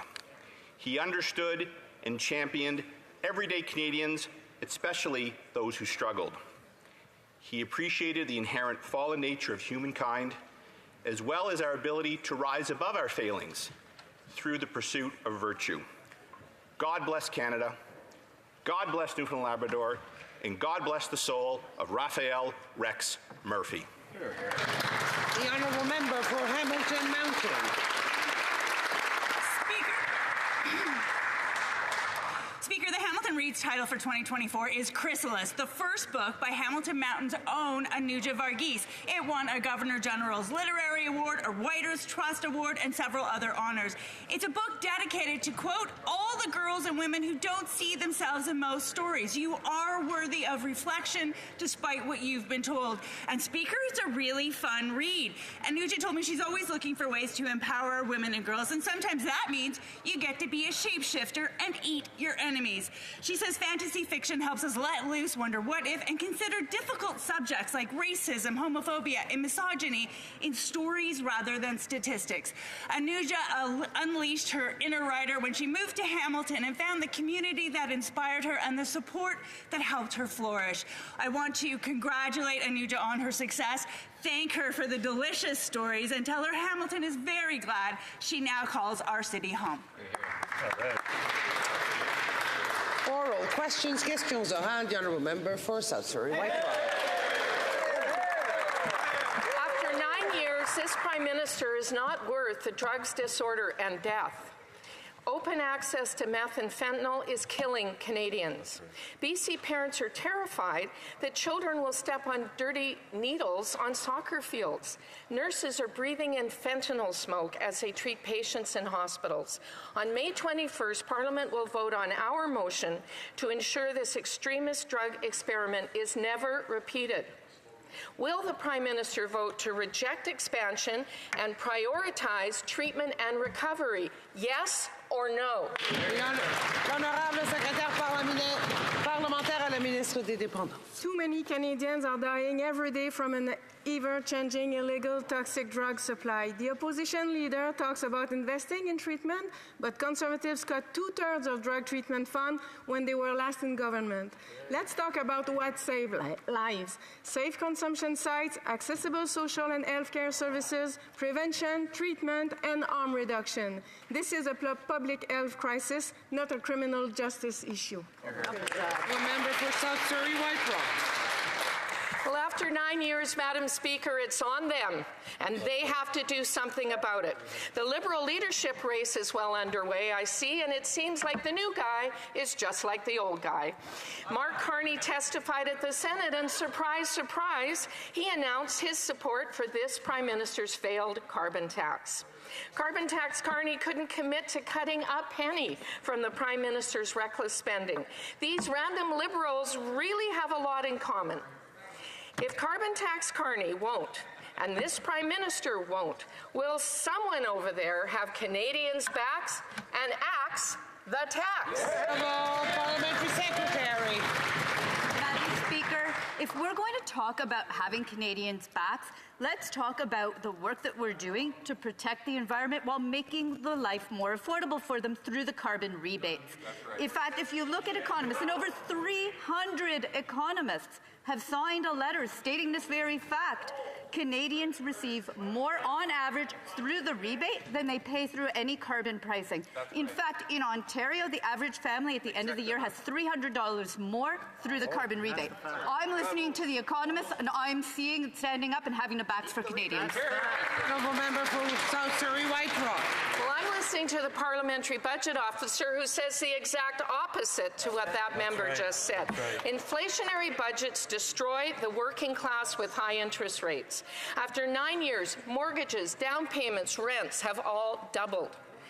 90% of young Canadians are stuck in housing hell with their dreams of home ownership shattered. Those who do own fear they can't qualify for renewal. Mortgage delinquencies are up 50% overall, 135% in Ontario, 62% in BC. This is All Parliamentary Secretary. Once again, if the member opposite wants to talk about what the parliamentary budget officer said, he said 8 out of 10 families end up with more money at the end of the year through the carbon rebates, through the carbon price. But also, if we're going to talk about protecting homes, at the very moment that houses were burning in Kelowna Lake Country from climate crisis fires, wildfires, that member was opposing the carbon price. The carbon price that actually results in a third of our emissions. Honorable député de Charlebourg-Haute-Saint-Charles.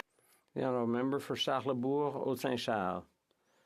Madam Speaker, the Governor of the Bank of Canada has repeatedly confirmed that the Prime Minister's spending is keeping interest rates high. Many mortgage holders will face sharp increases in payments when they renew their mortgages over the next couple of years.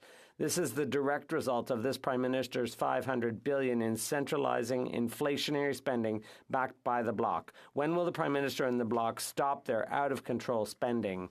The Honourable Minister, my colleague, talks about sound management and what was the record of the Conservative leader when he was housing minister?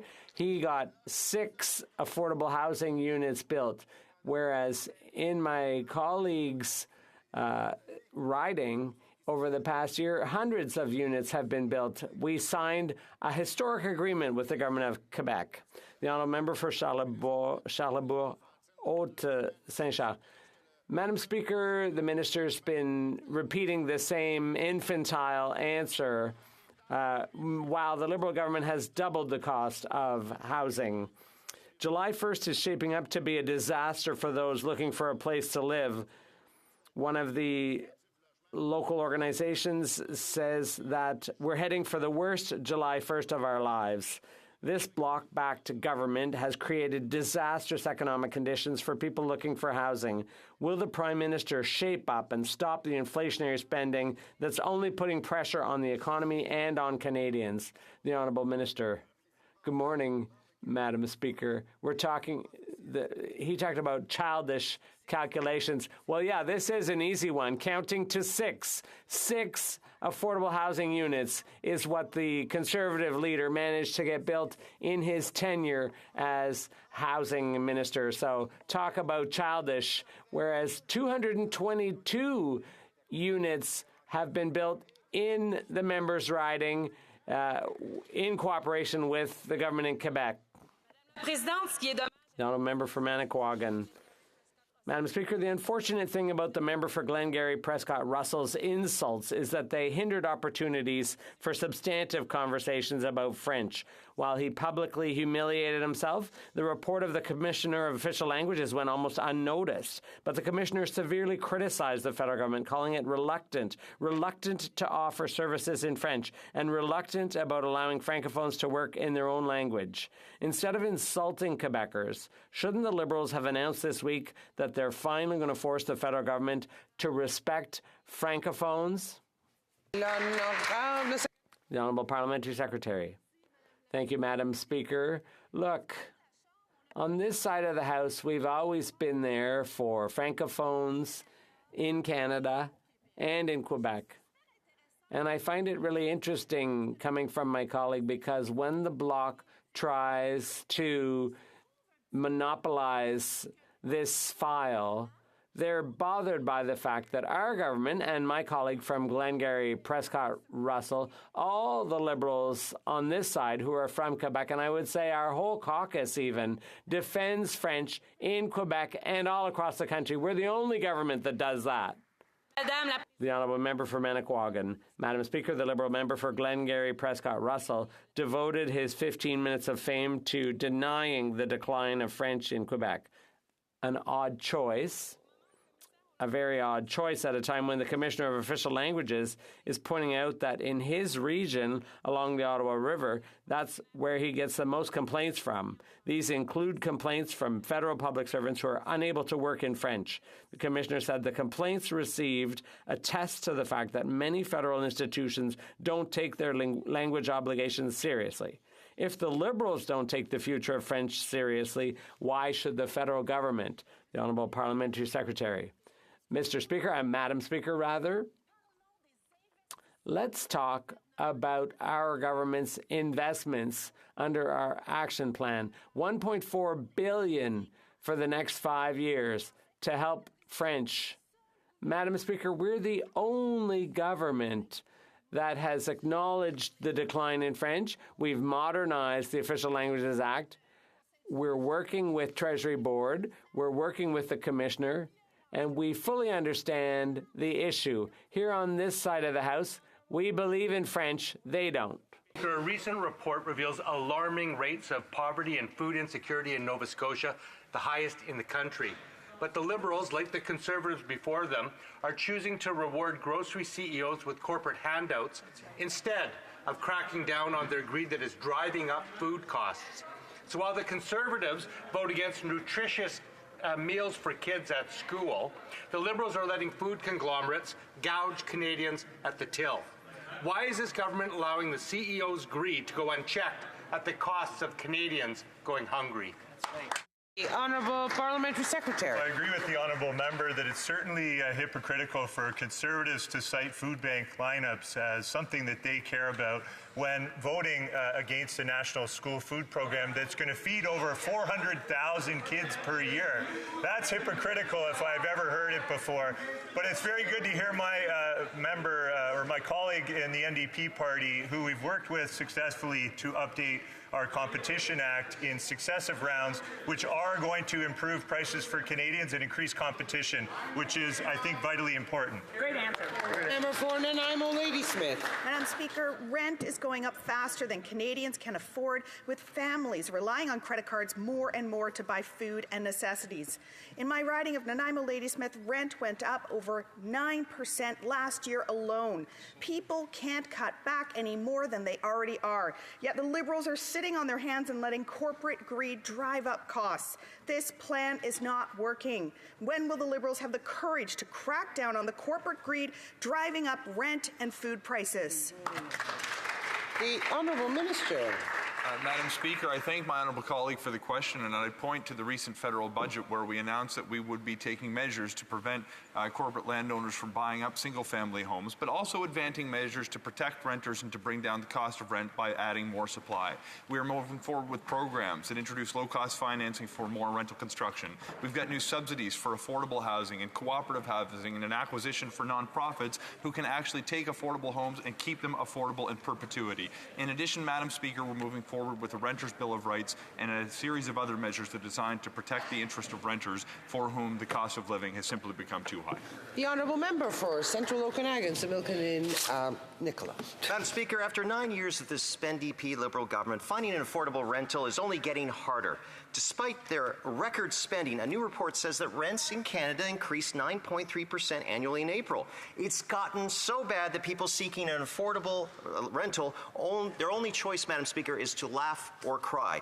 Given the dire situation of these renters, could the Minister of Housing please enlighten us as to whether he considers the performance of his government's housing strategy a comedy of errors or a tragedy of oversights? The Honourable Minister. Madam Speaker, if my honourable friend is interested in a tragedy of oversights, I would direct him to the plan put forward by his leader when it comes to housing, which doesn't advance a single measure designed to help renters with the cost of living. Madam Speaker, his plan that he is now campaigning on would literally increase taxes on rental construction in this country by putting the GST back on those construction projects. We have removed the GST, Madam Speaker. We have introduced low-cost financing to build more rental supply to bring down the cost across the ecosystem, across the country. In addition, Madam Speaker, we are putting more money on the table to provide affordable housing options with the Conservatives. The honourable member for Central Okanagan, Similkameen, Nicola. A lot of that spending doesn't kick in until after the next election, so I don't think that promise is worth the paper the minister is written on.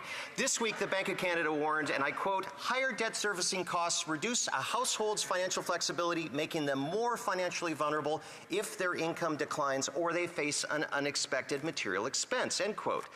Considering the Prime Minister has doubled our debt and has borrowed more money than all Canadian Prime Ministers combined, could he please explain how this warning does not equally apply to his government? The Honourable Minister.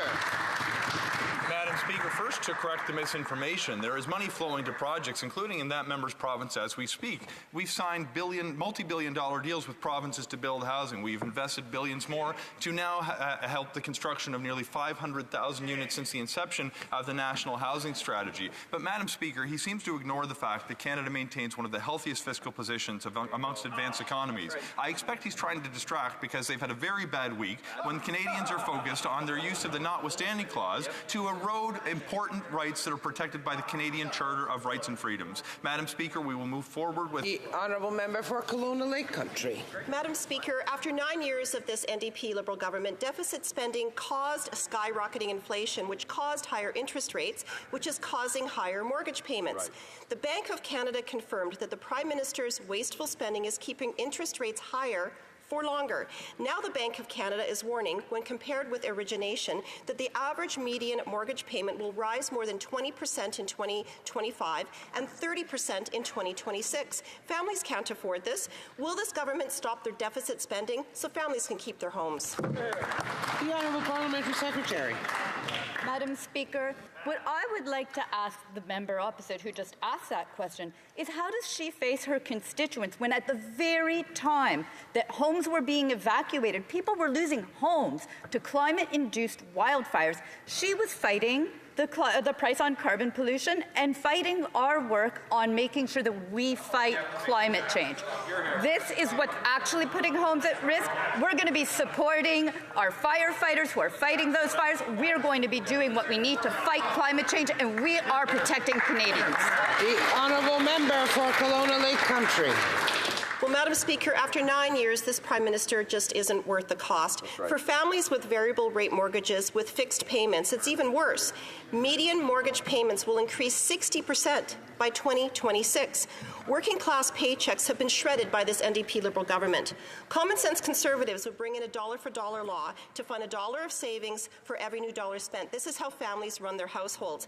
Can the minister explain how Canadian families are supposed to come up with hundreds or thousands of dollars more a month just to keep their homes? Great question. The Honourable Minister. Madam Speaker, we understand the very serious challenges that families are facing when it comes to the cost of housing, which is why we put a plan on the table that's designed to solve Canada's national housing crisis. What's fascinating about the member's own riding, we've actually invested $31.5 million in that community to build thousands of homes, which she and her party oppose. Moreover, the Conservative plan lists only 22 communities in the entire country that can benefit that can benefit from their plans. Kelowna is not on the list. I hope she has a hard time explaining that to her constituents who thanked us for the investment we made to build housing in her community. The honourable member for Bellechasse, Les Etchemins-Lévis. Madam Speaker, Quebecers are suffering after 9 years of this Liberal government's wasteful spending and what that's doing to the cost of living. This Prime Minister's overspending knows no bounds, and the Bloc supports all the reckless spending. The Bloc voted to hire another 110,000 federal public servants. The Bloc is okay with sending Quebecers money to Ottawa, and they call themselves the defenders of Quebec. When will this Bloc-backed Prime Minister stop making Quebecers suffer even more with his senseless spending sprees? The Honourable Minister. Madam Speaker, my colleague is referring to sound management. Did you know that during his entire tenure, the Conservative leader, when he was Minister of Housing, built 6 affordable housing units? You saw that right, Madam Speaker, 6 units. And in Lévis, 205 affordable housing units have been built in recent months, and we expect to build 8,000 under our deal with the Government of Quebec. The honourable member for Bellechasse, Les Etchemins-Lévis. After 9 years of this Liberal government, there's been 9 years of suffering for Quebecers, budget chaos, criminals on the loose, unaffordable food and housing. And instead of thinking about fixing the budget, the Bloc supports $500 billion in reckless inflationary spending. The more this Bloc-backed government spends, the more Quebecers suffer. The Prime Minister and the Bloc aren't worth the cost. Could they spare a thought for Quebecers and stop wasting their money? The Honourable Minister. Thank you, Madam Speaker. I'm so pleased to have a second opportunity to talk about the 205 affordable housing units that we have created in the members' riding because of the leadership of this government and the Government of Quebec. 205 affordable units that have been built in the last few months. There's more coming, unfortunately, and this is less good news for the Conservative leader because during his tenure, only 6 units of this kind were built in the entire country. The honourable member for Repentigny. Madam Speaker, while Ottawa keeps saying all is well in the fight against climate change, the experts have never been so pessimistic. The Guardian surveyed 380 IPCC climate specialists. 77% of them believe global warming will surpass 2.5 degrees, far above the target set out in the Paris Agreement. More than 3 out of 4 experts believe that governments and the oil lobby are leading us to a disaster. Meanwhile, this government inaugurates the Trans Mountain Pipeline. Do they have their priorities right? The Honourable Parliamentary Secretary. Madam Speaker, 2 weeks ago, our report showed that our emissions were dropping. Under the Conservatives, they were on an uptick, but we have changed things and emissions are coming down in Canada. So we're doing what needs to be done. We're getting it right. We're on a good trajectory. And when you look at the data, it shows, the honourable member for Repentigny, 77% of climate experts think we're heading for disaster. Only 6% think there's still a chance of meeting the Paris targets. Meanwhile, in Ottawa, the Liberals are inaugurating their new tar sands oil pipeline, and we have the Conservative, whose only vaguely environmental measure is their crusade against Tim Hortons, paper straws, and lids. Frankly, it's pathetic. What's it going to take for Canada to listen to science and stop sabotaging the fight against climate change? The Honourable Parliamentary Secretary. Madam Speaker, I fully agree that when you see that the Conservatives are taking issue with Tim Hortons straws because they're trying to adjust to climate change and recycle more, I really don't understand their objection. But here on this side, it's quite the opposite. We are doing what needs doing to reduce emissions. And UN study shows that we're on the right track. So if the Bloc could keep working with us, we can have more clean energy here in Canada. Lakes Brock. Speaker, in Food Ontario's 2023 reports, over 800,000 Ontarians accessed food banks, up 38% from the previous year, which was the largest single year ever increase ever recorded. Even worse, a report by Canada's food professor found that nearly 60% of Canadians are eating expired food to make ends meet. The cost of food, fueled by the carbon tax and inflation, are causing families to suffer. When will the Prime Minister admit his carbon tax scheme has failed and axe the tax? The Honourable Parliamentary Secretary. Disingenuous. That's what you call it when someone says they care about something but then do the exact opposite.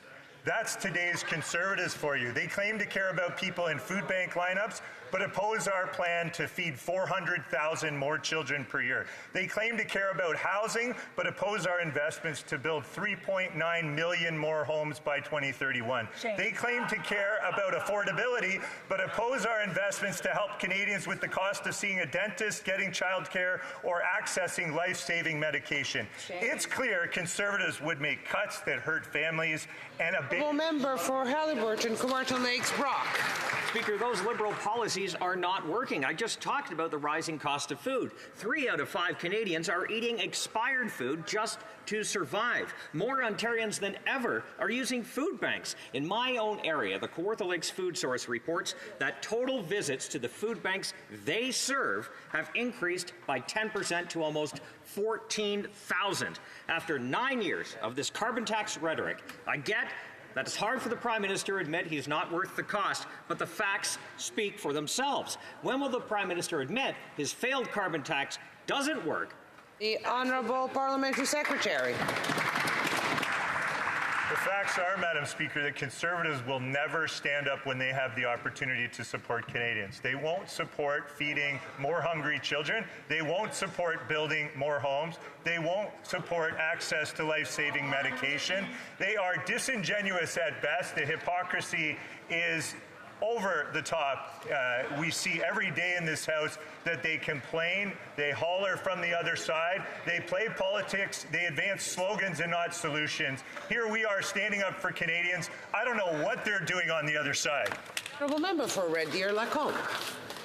After 9 years of reckless spending, Canadians are at a breaking point. With record demand at our food banks, we have now learned that 60% of Canadians have resorted to eating expired food. Yet this NDP Liberal government can't help themselves. They have hiked the carbon tax another 23% on April 1st as part of their plan to quadruple it by 2030. Why does this Prime Minister hate Canadians who just want to heat their home, feed their kids, and drive to work? Why won't he just axe the tax? Honourable Parliamentary Secretary. Madam Speaker, Conservatives talk down our economy every day in this House, while in reality Canada's economy has shown great resilience despite the global shocks that it's been under. We have the lowest debt to GDP ratio, the lowest deficit in the G7, a AAA credit rating that's been reaffirmed. Warren Buffett, while talking about investing in Canada, says we do not feel uncomfortable in any way, shape, or form putting money into Canada. The IMF, in the most recent fiscal monitor, rated Canada as #1 for budget balance, and this year's budget puts our healthy national balance sheet to work. The Honourable Member for Moose Jaw, Lake Centre, Lanigan. Madam Speaker, after 9 years of this NDP Liberal government, this Prime Minister is just not worth the cost. Food banks are on the brink. Demand is up and donations are down. The Moose Jaw Food Bank helped nearly 8,000 households in 2023, up 58%. Madam Speaker, Moose Jaw has a population of 33,000 people. The sad reality is that this is what this government has created. When will the Prime Minister axe the tax to make food affordable again for Canadians? The Honourable Parliamentary Secretary. Madam Speaker, it is so rich hearing the Conservatives again cite food bank lineups and continually rage farm off the suffering of Canadians. when they will not step up when given the opportunity to support feeding 400,000 more kids per year. This is something that I advocated for many years before getting into politics. I know many members of this House are encouraged by the fact that our government has made a $1 billion commitment to feed more hungry children in this country. I don't understand how the honourable member for London Fanshawe. Now that the Liberals are out of touch with everyday Canadians and Conservatives are worse. After voting no to free medication, the member for Lambton Kent Middlesex wants people to know the real problem isn't that they have to pay out of pocket for care. No, the real problem is Tim Hortons and their new paper coffee cups. While New Democrats are getting free dental care and pharmacare for Canadians, Liberals delay and Conservatives obstruct support for people. Oh, and also they blast coffee lids. Why is this government, like the Conservatives, so completely out to lunch with the reality of everyday Canadians? The Honourable Minister of Health. Thank you, Madam Speaker, and I thank the member opposite for her advocacy. There's nothing more fundamental. You want to talk about liberty? There's nothing more fundamental than having the liberty and autonomy over your own body. And it was so disappointing to see Conservative MPs out making speeches trying to tell our daughters and our sisters what they can do with their bodies. Well, I'm here to say that our party, the Liberal Party, and our Prime Minister and every member of our caucus stands firmly behind not only a woman's right to choose when it comes to making a choice over her body, but to make sure that she has the reproductive medicine so she has full autonomy and control over her own body. The Honourable Member for Port Moody Coquitlam. It's National Caregiver Month, and 50% of women are taking care of their elderly parents or loved ones with a disability. And 1 in 5 of those caregivers report spending more than $1,000 a month to take care of their loved one. And these costs are only going up. The Liberals keep letting women down. For years, the Liberals promised families a simple, refundable caregiver tax credit. They haven't delivered. When will the Liberals give women the respect they deserve and finally make the caregiver tax credit refundable? The Honourable Parliamentary Secretary.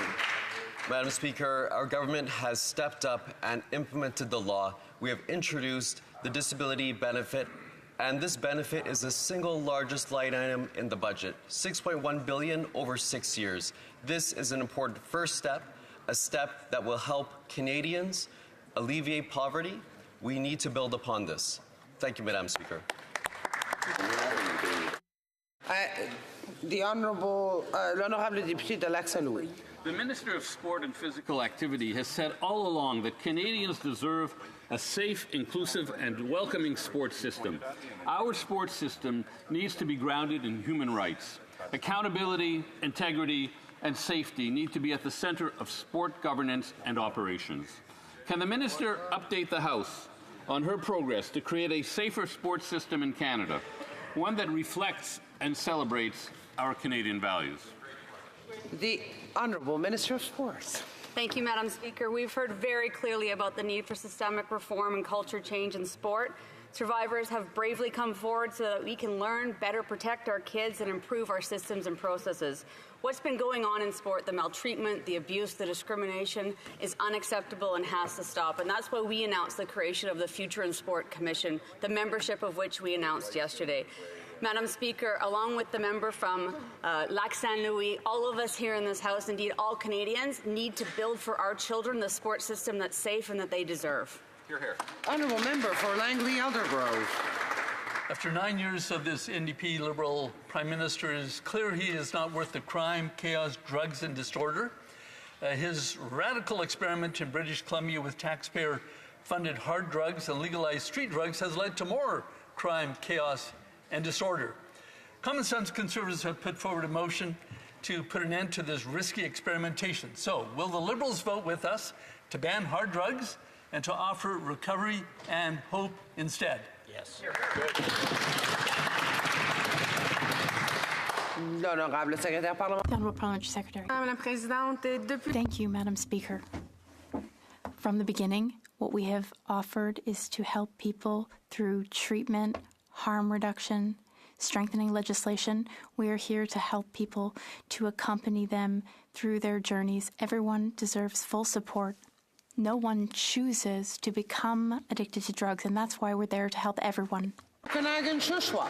After 9 years, this NDP Liberal Prime Minister is not worth the crime, chaos, drugs, and disorder caused by his wacko policies. That's right. It's wacko to allow drug use in parks, hospitals, and playgrounds. It's wacko that this government's policy is exposing kids and healthcare workers to lethal drugs.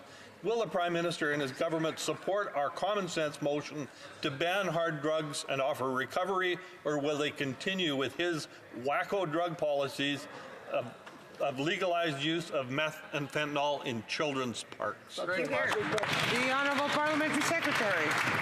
Thank you, Madam Speaker. We've engaged with experts with a range of views to learn from current experiences and inform this practice moving forward.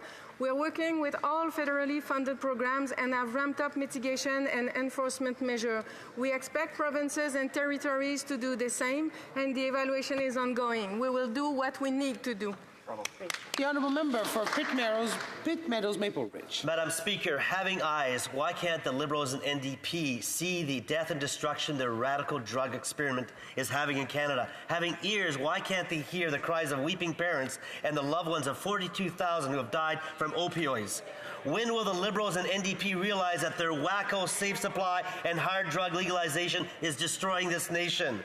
Will they vote with common sense Conservatives to ban hard drugs, stop taxpayer-funded drugs, and put that money into detox and recovery? The Honourable Parliamentary Secretary. Madame la Présidente, c'est justement parce qu'on est... Madam Speaker, we do listen to experts, and we are attuned to people's needs, the needs of those who are on the streets using drugs. That's why we have options and solutions like strengthening legislation, harm reduction, treatment, and supervised consumption.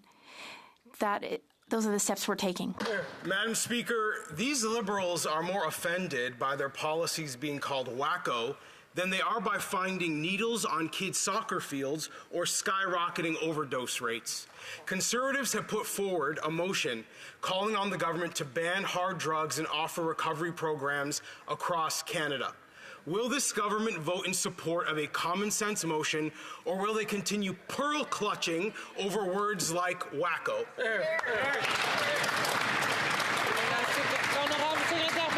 The Honourable Parliamentary Secretary. We had such hopes. Merci, Madame la Présidente. I'm sorry. Thank you, Madam Speaker. Harm reduction is healthcare. Harm reduction is the door to the system. Safe consumption sites have responded to more than 53,000 overdoses since 2017. Our government has invested $200 billion to support provinces and territories delivering services needed in addition to the $1 billion we have directly invested to address this crisis. We will use every tool at our disposal to end the toxic drug and overdose crisis. The Honourable Member for Saint-Jean. 117 days. The federal government has been ignoring its civilian employees at Quebec's military bases for 117 days. They're on strike. Well, the government cannot ignore them anymore because their representatives from Saint-Jean, Bagotville, and Valcartier are here today. They're here to ask why Quebecers have the lowest wages in Canada, to ask why Quebecers are treated like second-rate workers, and to ask why the Liberals have been ignoring them for 117 days. Will the government level the pay scale and stop discriminating against Quebec employees in the forces? The Honourable Parliamentary Secretary. Thank you, Madam Speaker. I appreciate my colleague's question because it gives me the opportunity to talk about an announcement we made in April with the well-being services of the Canadian Armed Forces. We reached a settlement of non-public fund workers in Kingston and Petawawa. This agreement we've reached will increase by 13.75% the salary over the next few years. No one is paid at minimum wage, and we hope that those who are on strike will reach a resolution, and we encourage them to come back to the table. The Honourable Member for Saint-Jean. Historically, the majority of civilian employees in the forces have been women in Quebec, and they're right to wonder why the federal government is discriminating against them. For example, they're right to ask why a financial services assistant in Bagotville deserves $10 less than someone doing exactly the same job in Ottawa. Strikers are right to demand equal treatment on all Canadian Forces bases. And at a time when the armed forces are struggling to recruit, they should be demonstrating that they respect their employees. They are ready to come back to the table. They will be suggesting a new contract at 3:30 today. Will DND finally listen to them? The Honourable Parliamentary Secretary. Once again, I thank my colleague for her question, and I appreciate the question because we do know that it's possible to reach solutions and agreements together at the bargaining table like we did in Kingston, in Petawawa, and here in Ottawa. The agreement that was negotiated will significantly increase salaries by 13.75% over 3 years. We hope that the three striking parties will return to the bargaining table. Madam Speaker, I wish to thank all employees working with our military bases and with our military families. The Honourable Member for Beauce. Madam Speaker, after 9 years of this Bloc Liberal government, the housing crisis is unprecedented. July 1st will go down in history, but not for the right reasons. This crisis is affecting not only large urban centres, but also our regions. In an article in La Presse this morning, the Quebec Police Association noted a significant increase in homelessness. This is a sad reality. It's caused by lack of housing and the rising cost of living. When will this Bloc-backed government stop announcing programs with even more bureaucracy and instead ensure that housing is built in the regions too? The Honourable Minister. Madam Speaker, I appreciate the question.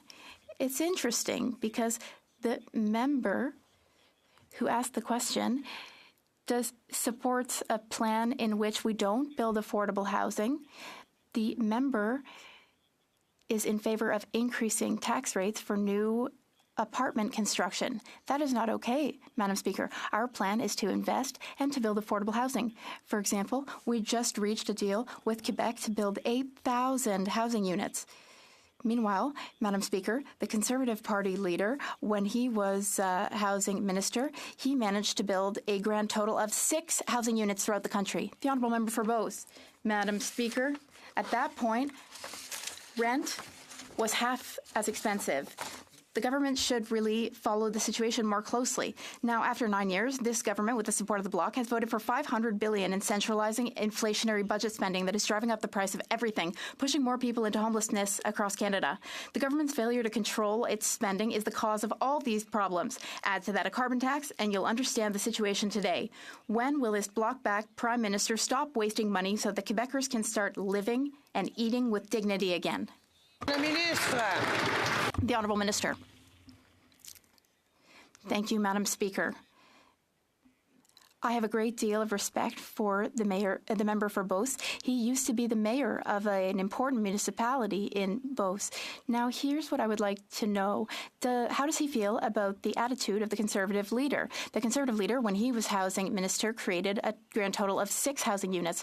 And the Leader of the Opposition insults and continues to insult Quebec's municipalities and their leaders, calling them incompetent. How does he feel as former mayor of a Quebec municipality? How does he feel about being called incompetent by a Conservative leader who built only 6 housing units? The Honourable Member for Louis Saint Laurent. Madam Speaker, does the minister know Nadia Gagné? Has he heard of Nadia Gagné? Nadia Gagné is a woman who lives in a van. For the past few days, she's been living in a van. Why? Because she no longer has housing. There are 24,000 people in Montreal waiting for an affordable housing unit. The minister often forgets the number 9. 2 terms as government plus 1. 9 years in government. Is he proud of his government's track record? Is he proud of the situation today caused by 9 years of his government? The Honourable Minister. Thank you, Madam Speaker. I thank the member. He's another member that I have a great deal of respect for. He is well respected and important in Quebec, and I thank him for bringing up Nathalie. There are many Nathalies and people like her in Quebec who need housing. It's a difficult situation in 2024 in Quebec. That's why people need a government that invests in them, not an official opposition who insults municipalities. Does he feel that insulting Quebec's municipalities is a sign of respect? The Honourable Member for Saint-Léonard, Saint-Michel. Madam Speaker, the Conservatives continue to show their true colours. The Conservative leader said he'd override the rights of Canadians by using the notwithstanding clause. On Tuesday, the member for Peace River Westlock introduced a petition here in the House to restrict abortion access. And on the same day, every Conservative member voted against a bill that would provide contraceptives to women who can't otherwise afford it. And yesterday, coincidentally, an anti-choice March for Life protest was held here in Ottawa. Can the Minister of Health assure women across Canada that the Honourable Minister of Health. Well, thank you very much, Madam Speaker, and I thank the member for her incredible advocacy in making sure that women have autonomy over their own bodies. And, you know, it was so disappointing on the one hand to see, and I understand over half of Conservative members are anti-choice, and to see them speaking about them telling our daughters and telling our sisters what they should do with their bodies. Now, that's upsetting enough, but then in the same order, to vote against women being able to get the reproductive medicine they need means that they want them to have no choice whatsoever about their bodies. Not a choice. Honourable Member for St. Albert, Edmonton.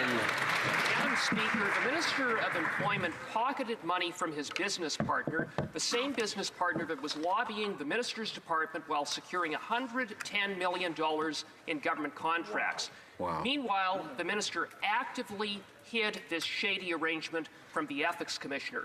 For 2 weeks, the Minister has refused to answer the most basic question, so I will ask it again. How much did the Minister pocket? How much? How much? How much? The Honourable Minister of Health. The member well knows that the Minister has answered these questions, and of course he would not dare say the things that he just said in this chamber where he uses parliamentary privilege outside, because he knows to do so would have serious consequences. The Honourable Member for Calgary, Rocky Ridge. Bring it on. Madam Speaker, after 9 years of this NDP Liberal government, the Canadian Armed Forces have 16,000 personnel vacancies and a crisis of morale, recruitment and retention.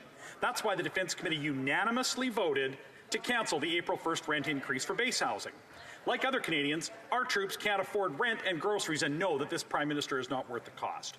Will the Prime Minister show that he actually supports our troops and reverse the April 1st rent increase? Yes or no? Hear, hear. Hear, hear. The Honourable Parliamentary Secretary.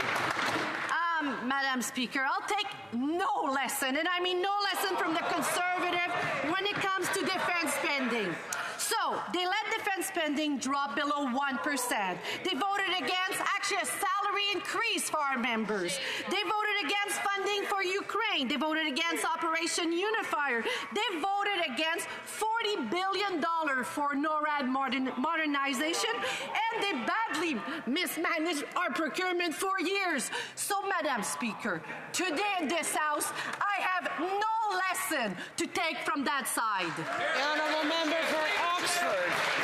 When asked by the media, the Immigration Minister clearly stated that all international students undergo a criminal record check to enter Canada. That is false. Police certificates are not mandatory for international students that enter our country thanks to this Liberal government.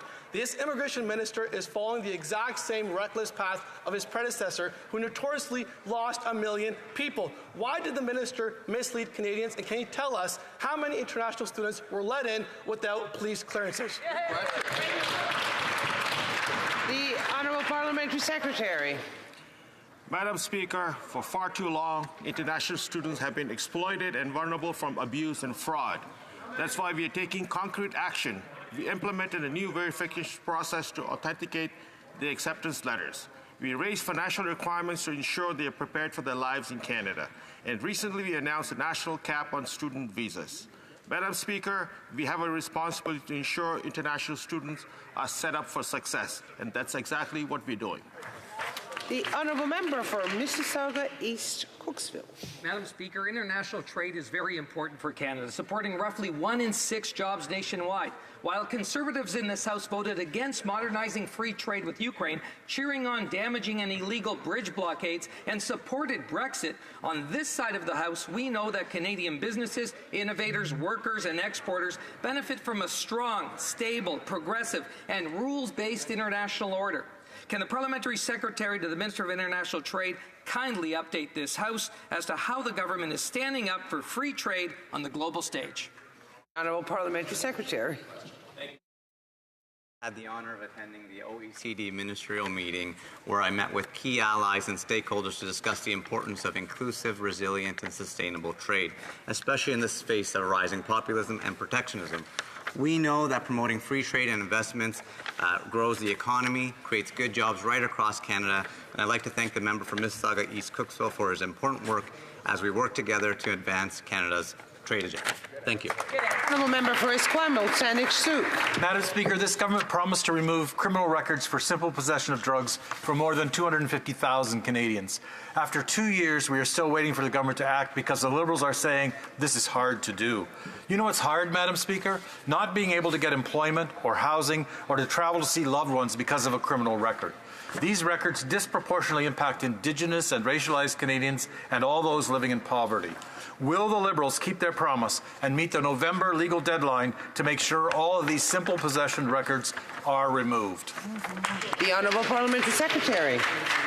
Madam Speaker, I greatly appreciate that question, as our government agrees that, and we are committed to dealing with the systemic racism and discrimination that often is in our criminal justice system. It is why I welcome working with the member opposite to meet our November 2024 deadline to implement C5. Madam Speaker, we are working with partners like provinces and territories to do just that.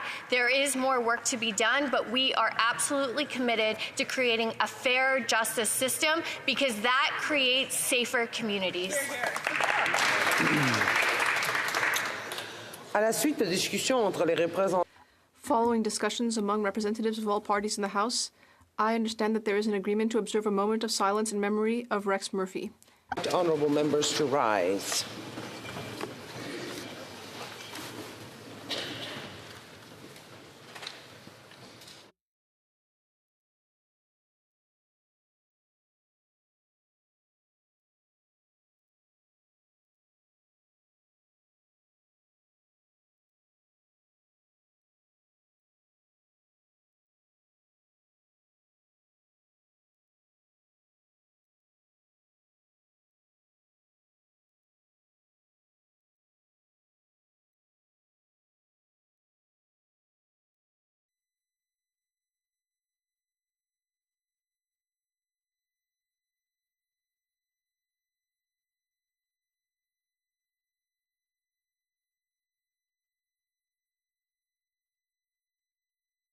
J'invite maintenant l'honorable député. I would like to now invite the honourable member for Orléans on a point of order. Yes, a point of order, Madam Speaker. During one of my answers, I said that the action plan was $1.4 billion. I'm so sorry for my mistake. It was actually $4.1 billion over 5 years.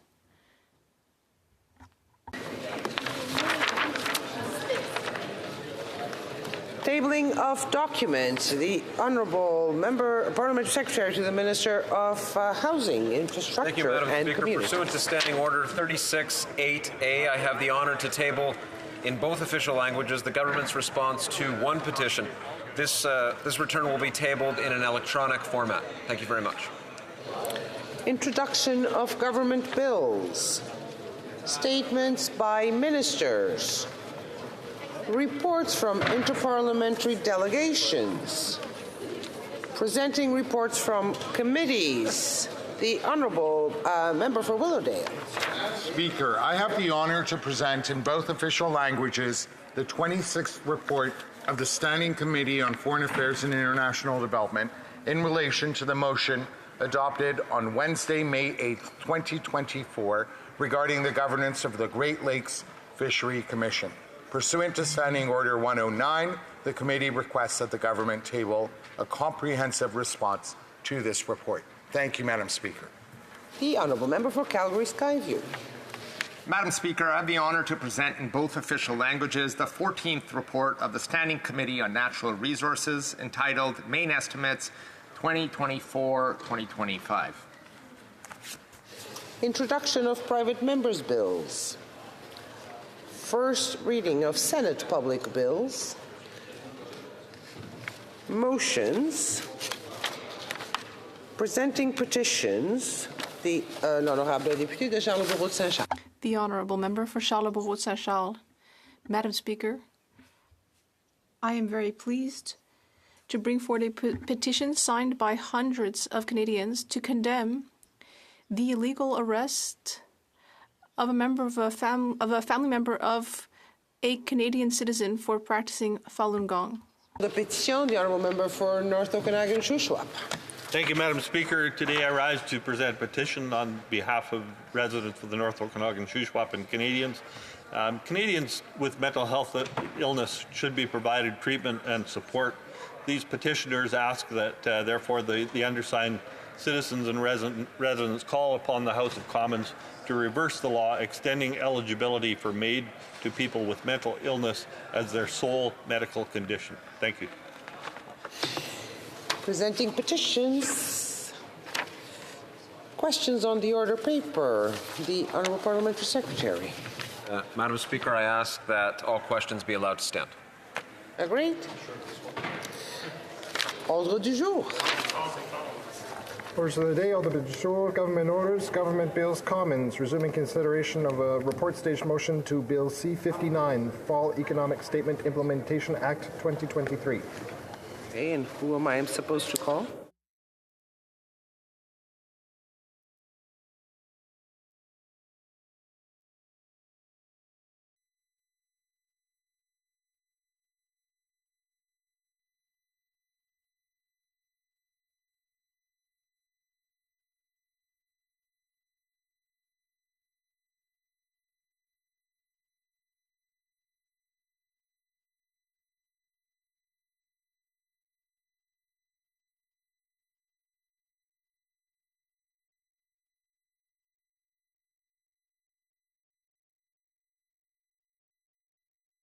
The Member for Durham is up for this bill?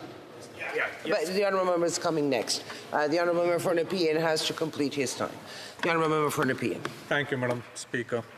I am pleased to speak on Bill C-59, an act to implement certain provisions of the Fall Economic Statement tabled in Parliament on November 21, 2023, and certain provisions of the budget tabled in Parliament on March 28, 2023. This will advance government's economic plan to make life more affordable, build more homes faster, and build an economy that works for everyone.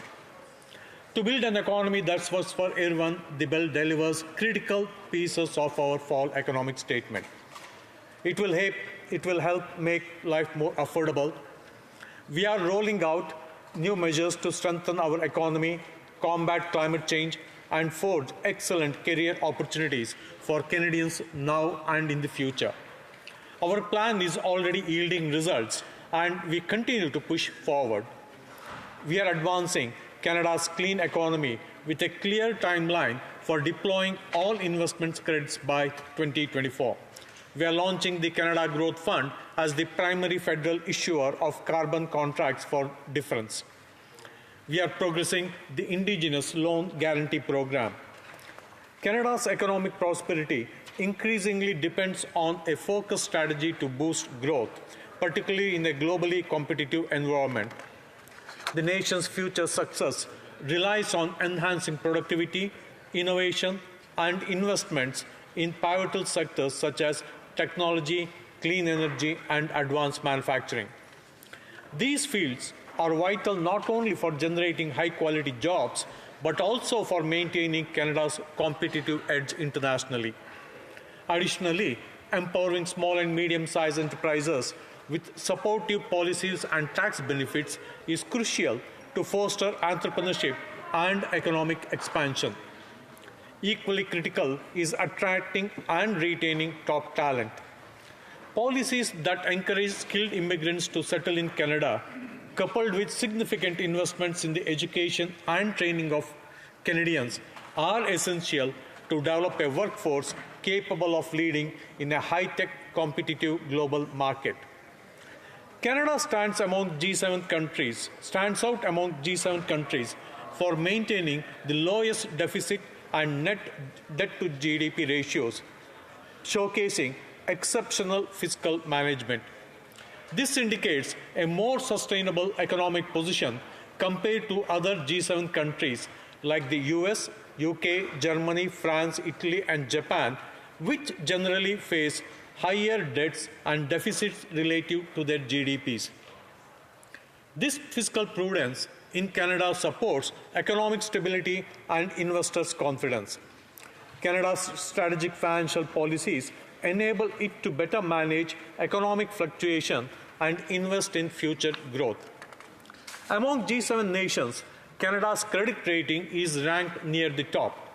Major credit rating agencies frequently cite Canada's prudent fiscal policies, low debt-to-GDP ratio, and robust institutional framework as key factors supporting its high rating. This strong credit enhances Canada's ability to attract foreign investment and borrow at lower interest rates, significantly benefiting its economic environment relative to other G7 countries. On advanced technologies like artificial intelligence, our approach in promoting reflects a robust and proactive strategy aimed at both fostering innovation and ensuring responsible development within the sector. Canada is globally recognized for its influential role in the artificial intelligence sector, distinguished by its significant contribution to AI research and development. The nation's focus on AI underscores its dedication to technological progress and strategic economic integration.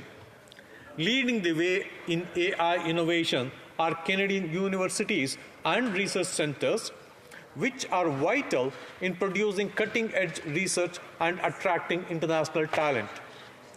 AI's relevance to Canadian economy is substantial, serving as a key economic engine. This is supported by major governmental investments, including the $2 billion Artificial Intelligence Compute Access Fund and the Canadian Sovereign Compute Strategy, aimed at equipping Canada with the infrastructure and resources needed to sustain its competitive advantage in this critical field. Artificial intelligence technologies in Canada find applications across diverse sectors such as healthcare, environmental protection, agriculture, manufacturing, and finance, promising to elevate productivity, competitiveness, and job quality. For the companies in this sector to adapt these AI technologies in their operations, we have provided $200 million. By proactively enhancing its AI ecosystem, Canada not only bolsters its global stature, but also secures its economic future, positioning AI as a fundamental pillar of its national strategy for long-term growth and innovation. Canada is strategically established as a significant contributor to the global supply chain for critical minerals necessary for manufacturing advanced batteries in electrical vehicles and energy storage systems.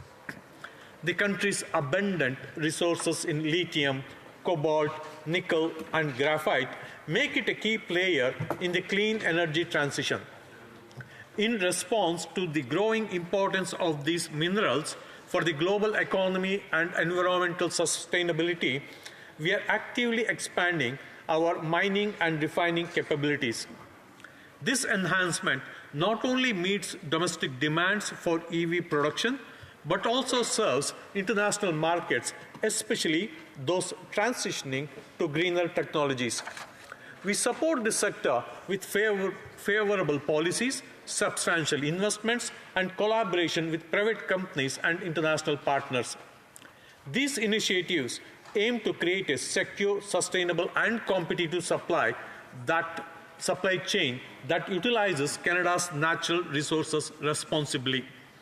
Additionally, we prioritize partnership with indigenous communities in mineral resources development, promoting inclusive growth and sustainable practices, thereby reinforcing Canada's reputation as a reliable and ethical source of critical minerals internationally.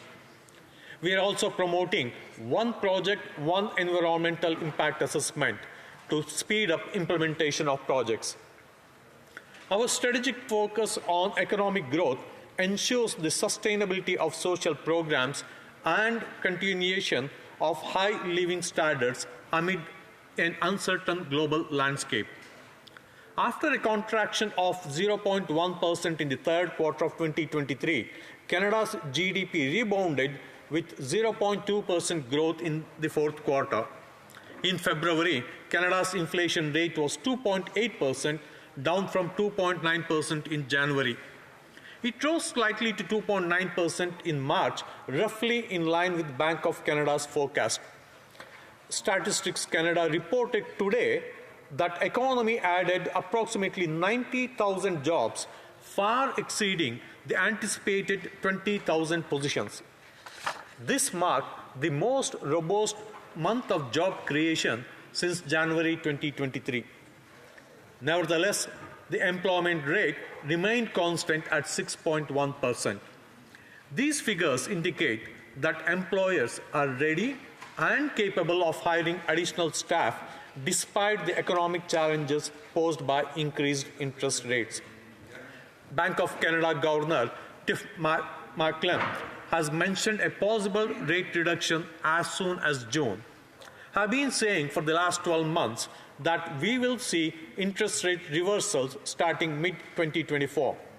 Recent months have seen quicker than expected ease of price pressures, boosting the Bank of Canada's confidence that inflation is returning to target levels. The current high interest rates, which aim to curb borrowing and cool inflation by making debt more expensive, may not need be maintained much longer. We are achieving a soft landing of the economy, though many had predicted we will fall into a recession. Thank you, Mr. Speaker. Avant de passer aux questions et commentaires, je reconnais. Before moving to questions and comments, I would recognize the member on a point of order. Being unable to reach an agreement under the standing orders at Stage 2 of Bill C-69, an act to implement the budget of April 2024 under the provisions of Section 78(3), I give notice that at the next meeting of the House, a minister will give notice regarding allocation of a certain number of days or hours to each stage. And I also give notice that at the next sitting of the House, a minister of the Crown will move under Section 57 that the debate not be further adjourned. And I'd also like to request that the next sitting day have an adjournment at midnight, pursuant to the order adopted previously. Pursuant to the order of February 2023, the motion is deemed adopted. We will now move to questions and comments following the speech by the Honourable Member for Nepean. Questions and comments? Questions et commentaires, l'honorable. Questions and comments. The Honourable Member for Nunavut. Excuse me. Thank you. I thank the member for his intervention earlier, and I do appreciate some of the stories that he's had to share with the health issues in his family. Unfortunately, with the debate on this issue lately, there's been one huge gaping gap when we're talking about health. And I wonder if the member can describe for us what the challenges are with ensuring that with the fall economic statement and what was announced in the budget, what happened to ensure that Indigenous health issues are being addressed that didn't seem to be presented at the budget. L'honorable député Denis Pienne. Thank you, Mr. Speaker. I thank the honourable member for our question. Mr. Speaker, we have been focusing on Indigenous people's health, their economic security, and their requirements since we came to power during the last 9 years. We have taken so many measures. We can't explain it all, but this recent budget, one particular program which I'm really proud of, we have brought in is the Indigenous Loan Guarantee Program.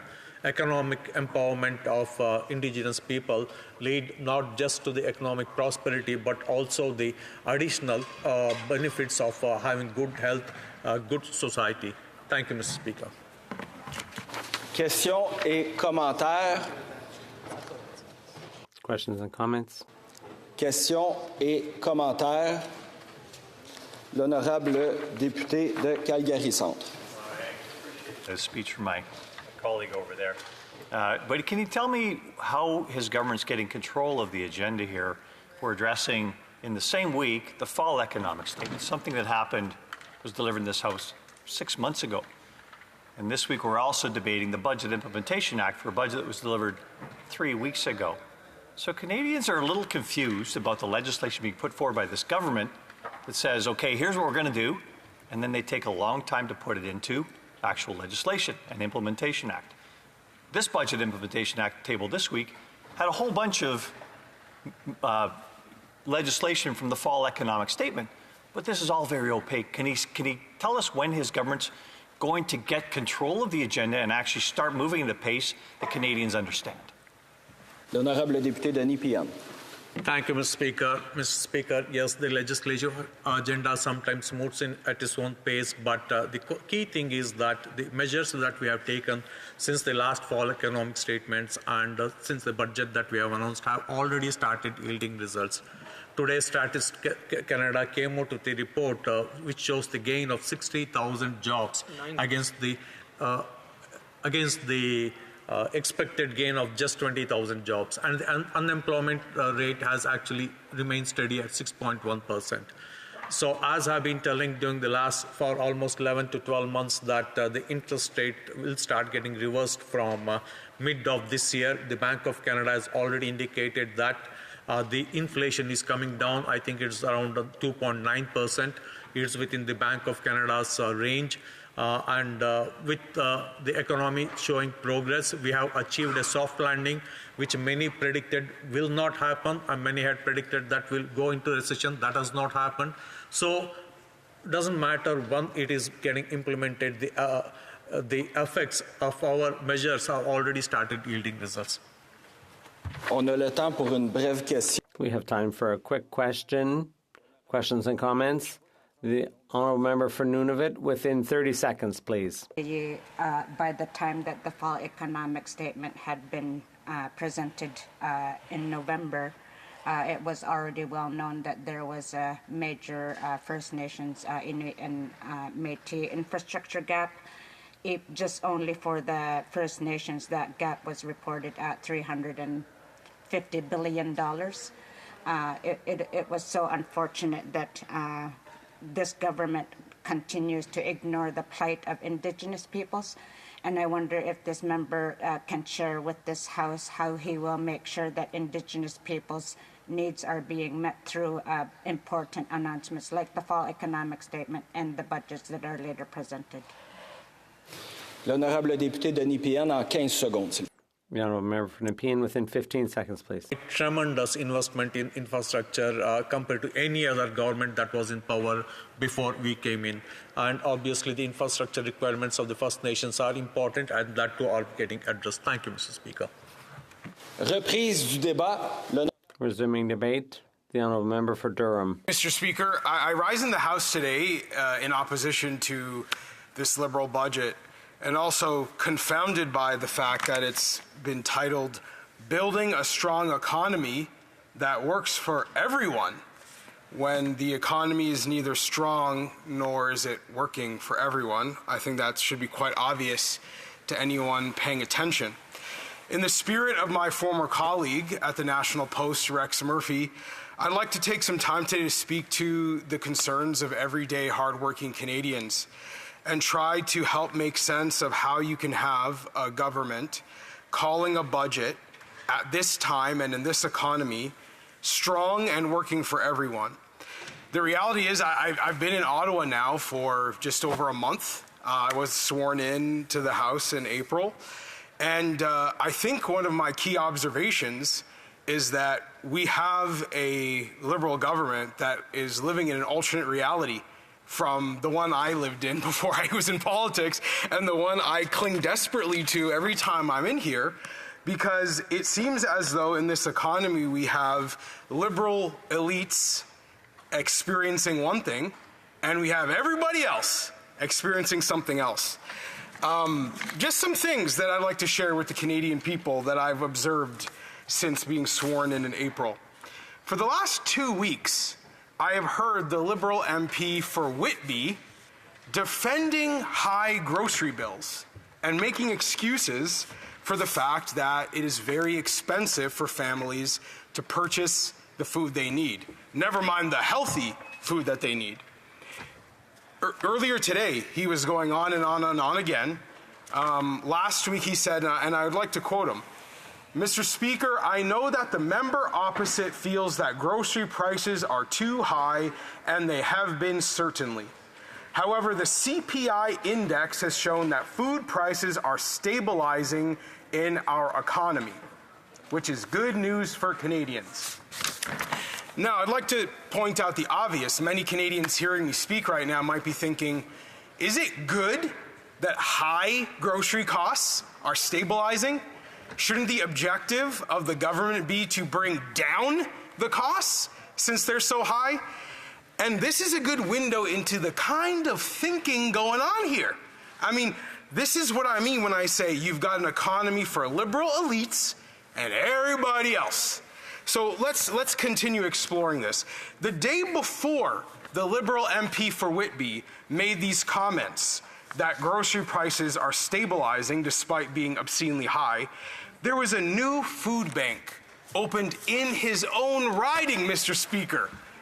In Whitby, in his own riding, the day before he comes into Ottawa and says that things are going great and he's got good news for Canadians, there's a new food bank opening up down the street from his constituency office. This is an alternate reality. They are creating some kind of bizarre picture of what's going on in this country, and I think people in our country deserve to know that when they ask, how dare the Liberals produce a budget with the title, Building a Strong Economy That Works for Everyone? Now, let me share some more observations from what I've seen since I've come to Ottawa last month. Yesterday, across the street at the Housing Committee, Trudeau's housing minister, the minister from Central Nova, said, and I actually had to ask him to repeat this just so I could confirm, Mr. Speaker, this was even true, because I was shocked. I was like, I must have misheard him. Nope, I heard him right. He said that the Liberal government's national housing strategy has exceeded its objectives. How is that possible? How is it possible in this economy for them to be running around Ottawa saying that they've exceeded their objectives? J'interromps l'honorable député de... I have to interrupt the honourable member because another member is rising on a point of order. Remind the member opposite, I know he's new, he's not allowed to use the names of people in the chamber. Thank you. Bon, oui, en effet... Yes, indeed, the member knows full well that you have to refer to people by their ridings. Un peu plus de 5 minutes pour Member has a bit over 5 minutes to finish his speech. People draw attention to their numerous failings. I will say the Prime Minister's housing minister across the street said that his national housing strategy has exceeded its objectives. And maybe the Liberal member opposite is confused as to how he could have said such a thing, but he did. It was on video, I promise you. And he said to put a positive spin on policies that are obviously failing the people of Canada. And while he's sitting in Ottawa saying that his national housing strategy has exceeded its objectives, in my home community of Durham, the Clarington Municipal Council voted unanimously calling for urgent action from the federal government on homelessness.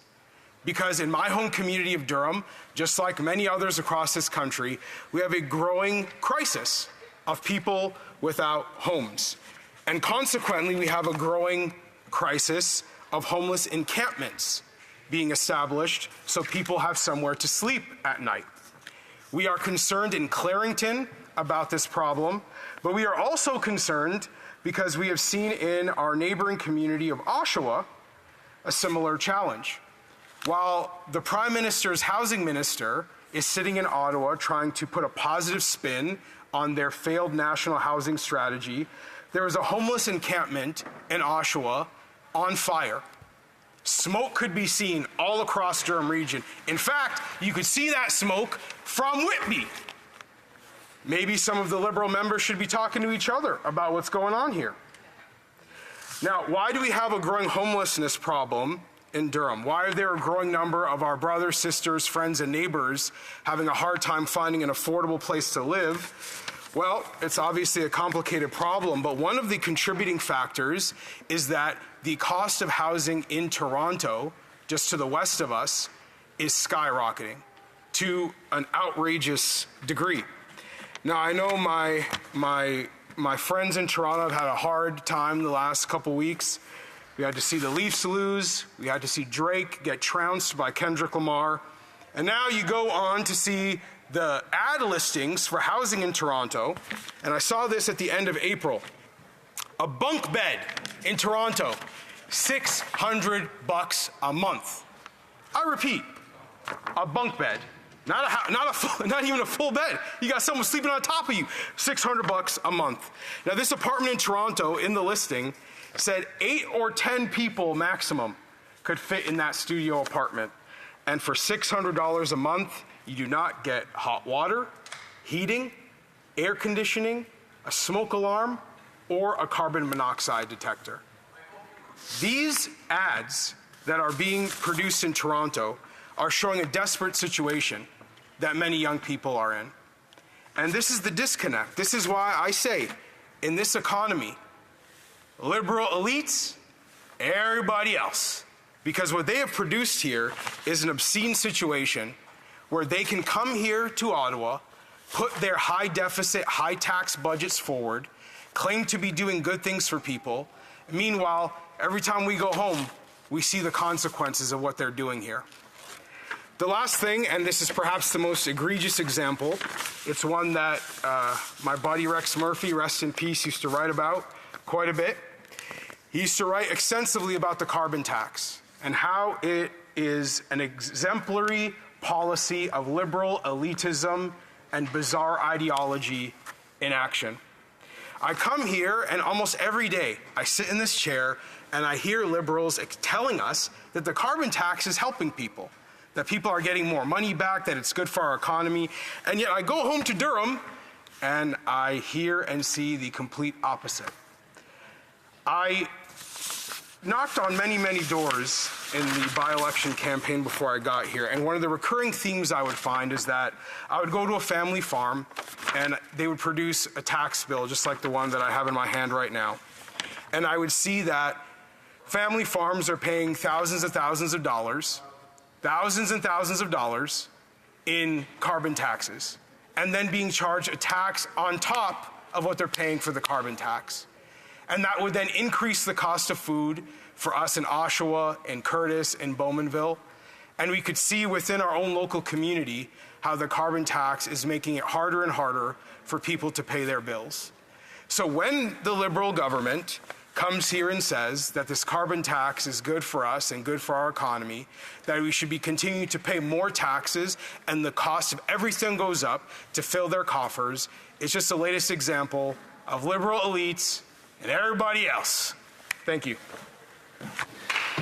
Questions et commentaires. Questions and comments. The Honourable Parliamentary Secretary. On the issue of the carbon tax, I'd like to hear what the members' thoughts are, specifically as it relates to the over 400 economists, Canadian citizens and Canadian economists who have signed an open letter stating that more people get back, confirming what the parliamentary budget officer said, than they pay, and stating that it is good environmental policy, and most importantly, it is good economic policy that you would think the party that purports themselves to be the champions of running an economy would agree with. So, very simple question.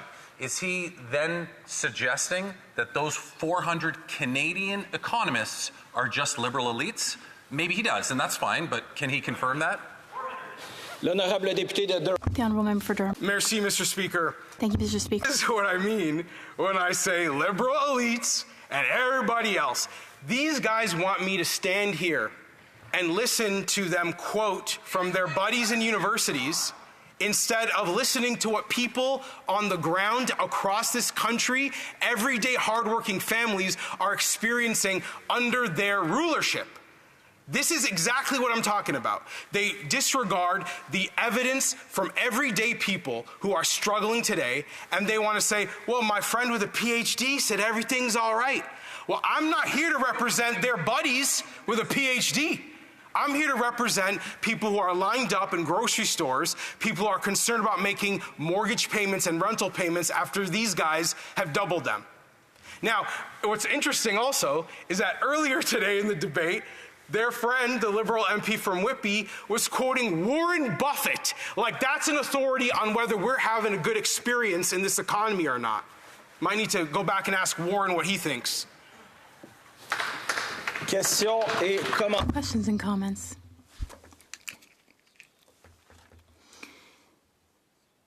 Is the member for Repentigny rising to ask a question? The Honourable Member for Repentigny. Thank you, Mr. Speaker. Yesterday, at the Environment Committee, we heard from the Environment Commissioner. I would like to tell you some of what he told us. He said a significant lender recently announced that he would no longer accept mortgages for homes in high-risk floodplains. This has consequences for the value of residences, which is the significant financial asset for many homeowners, and the consequences could be disastrous. Meanwhile, the leader of the opposition is always focusing on the carbon tax or on the environment, but he never has any solution for this type of situation for people who are directly affected by droughts, floods, and health consequences. The Honourable Member for Durham. I'd like to thank our colleague here from Quebec for the question. Unfortunately, I think our colleague has conflated a couple of things. The carbon tax is not an environmental plan.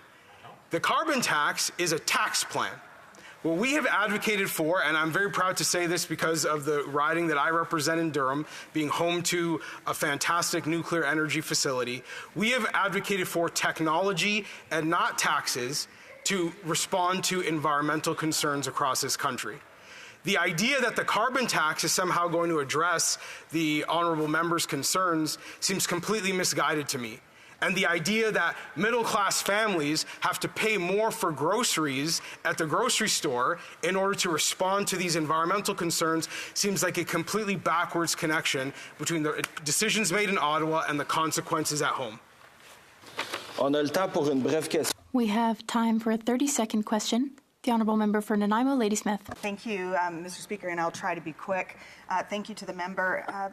As we know, Mr. Speaker, we see corporate landlords are increasing rent-evictions, rents are being increased, and we see corporate landlords swooping up and buying affordable homes.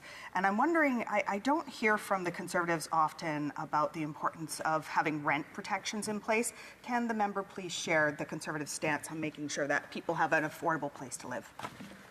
The Honourable Member for Durham, in 30 seconds. Mr. Speaker, well, I share concerns about big corporations buying up a bunch of residential properties and being able to control the cost of rent and whether middle-class families can afford a house in this country. The thing that I would draw the member's attention to, though, is that the NDP's partner in this government, the Liberal Party, just approved a merger of Blackstone to purchase Tricon, which allows for an American company to control an insane amount of residential property in Canada. Thank you. Reprise du débat. Resuming debate, the Honourable Member for Calgary Centre. Thank you, Mr. Speaker. And pleasure to rise today and speak in the House of Commons on this motion again, fall economic statement. But I'll note, Mr. Speaker, that it is May 15th, according to my clock here. May 15th? Pardon me, May 10th. May 10th, I'm a little ahead of myself.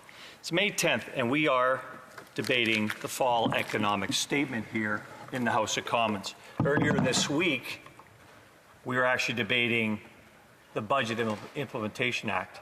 Nothing shows more this government's lack of control over an agenda than debating the fall economic statement in May 10th, 3 weeks after the budget address, which is the main financial statement made by the Government of Canada here. There's a problem here. There's a pace that has to happen in this House of Commons of legislation getting through and actually getting into legislation for Canadians to understand what their economics are going to be going forward here. And today, once again, we are at the fall economic statement, something delivered in the fall that we haven't implemented into Canadian legislation with. However, the government's still acting as if that legislation has passed. Everything we see is actually the government pretending that there is no debate to be had here. That's already being instituted into law. Expect this to be had going forward here. Likewise with the budget that they've put on the table 3 weeks ago, and we debated for the first time in the House these last few days, the Budget Implementation Act. I'm going to note, for Canadians' sake, the Budget Implementation Act had very little to do with the budget that was delivered in this House of Commons 3 weeks ago. There are a number of measures in the Budget Implementation Act, debated earlier this week, that are from the fall economic statement. Somebody needs to explain that to Canadians, how these things are not matching going forward here. It is a litany of all kinds of virtue going on paper with no plans to implement what's going forward here.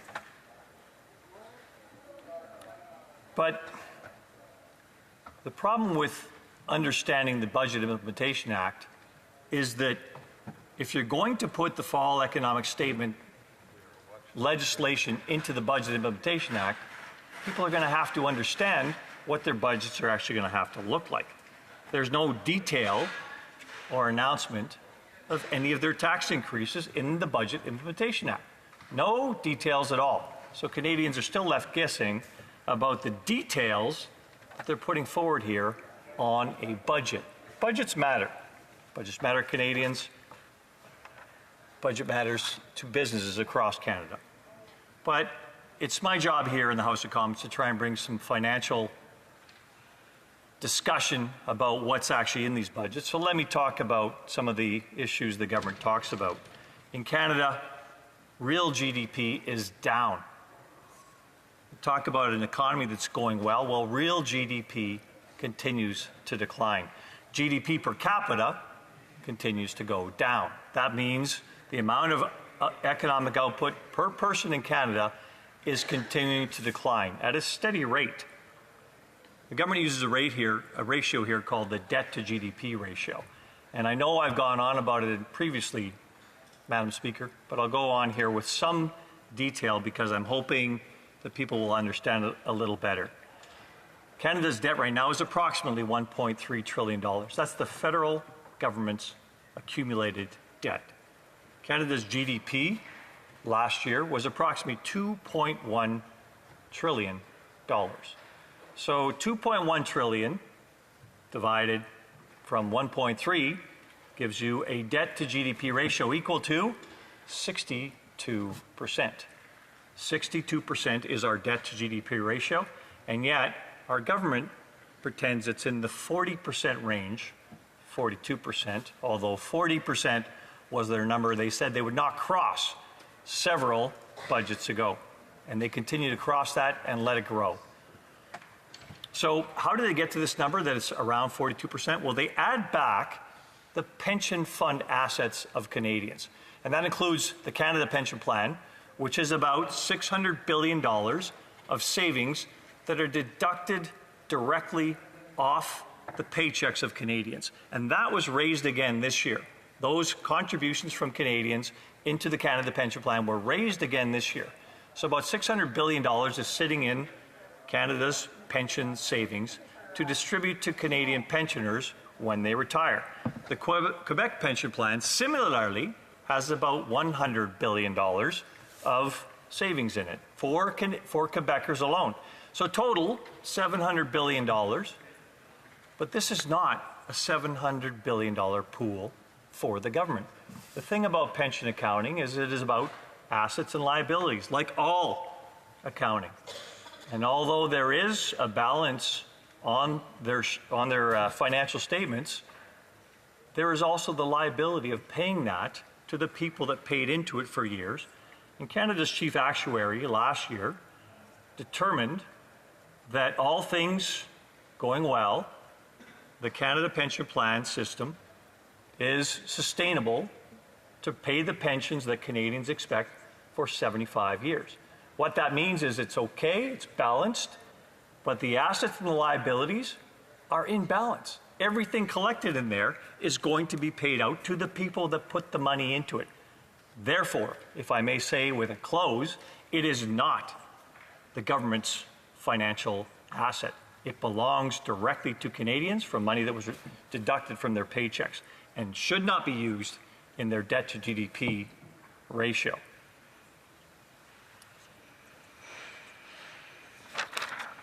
I'm also going to talk about where we're going with this, because pensions are a major part of Canada's sustainability going forward here. And pensions matter in many respects, and this government is moving in a direction to try and change that pension management system because it wants to oversee it through its regulatory arm, the Office of the Superintendent of Financial Institutions. And that has to stop, Madam Speaker, because these are organizations that do need to manage one thing, and that is the outcome for the people whose money they're saving. That is what they should be doing. Whenever you ask a regulator to go in and change what's happening at an organization like a pension, what you're effectively doing is saying, take your eye off the ball about what you're supposed to be doing here and put your eye back onto something else here. Well, let me tell you what that leads to. That leads, like in the United States, to bank failures. Bank failures at smaller banks where they weren't matching their assets and their liabilities. And as a result, when interest rates changed, a whole bunch of smaller banks had a run on their capital and could not meet their liabilities. As a result, they went under. That's an example of where people that are in the financial industry are being distracted by other regulations being put on their plate from governments and regulators that takes away from what they should be doing for their client base, and that is managing their money effectively. Every pension manager, every money manager in the world has one mandate. Make sure that you're not losing money for your clients. Make sure that you are actually making money, and hopefully making money at greater than the rate of inflation, which we aren't in Canada right now. And hence the reason we have falling GDP per capita. We have more Canadians coming into the country, and they are not keeping up in the economy. Now let's tear down what actual gross domestic product did. It includes the contribution of everybody. What does it also include, Madam Speaker? It includes the contributions of governments. So government spending goes into GDP. And I'm going to suggest to you that if the government's spending, pardon me, I should say overspending, again, planned overspending of $40 billion this year, going into the GDP increase, if that wasn't there, we'd actually be in a very negative scenario. The problem is these things have to balance over time. We are a productive economy. We had a good economy before this government monkeyed around with it and decided that they could replace private sector investment with direct public sector investment. They're wrong. We continue to run deficits. There is a cliff we're going to hit at some point in time here, Madam Speaker, where we're no longer able to meet our needs going forward because everything that we put into our savings is going to be whittled away into interest payments on our debt. And this coming year, that interest payment on our debt is $54 billion. This is the government's number of what that's going to be. I suggest it might be higher, as the debt's going to be higher than they realize also. $54 billion from Canadian taxpayers to pay bondholders. It's going up, and even in the government's documents, they say that ratio has doubled in the last few years. A significant increase, a significant weight on the pockets of Canadian taxpayers who need to make sure that they are sustainable going forward here. It's madness. I'm asking the government, I'm asking the few people I see actually taking notes on what I'm telling them here, that you've got to get back to balance. This budget, every budget, should be about getting to balance. And I request that you go back to the drawing board and look at what you can do here to get our economy back to balance and actually sustain this country going forward. Thank you, Madam Speaker. It being 15 seconds to 12:54, pursuant to order made on Thursday, May 4th, 2024, it is my duty to interrupt the proceedings and put forthwith every question necessary to dispose of the report stage of the bill now before the House. La question est la suivante. The question is as follows. Is the House ready? This vote is on motion number 1. By Mr. Lawrence, move that Bill C-59 be amended by deleting the short title. Si un député participant... If a member participating in person wishes that the motion be carried... Request a recorded vote, Madam Speaker. Pursuant to Standing Order 45, the division stands deferred to Tuesday, May 21st, 2024, at the expiry of the time provided for oral questions. The Honourable Member for Kingston and the Islands. I believe if you seek, you can find unanimous consent to the clock at 1:30 to start private members' business, Madam Speaker. Agreed.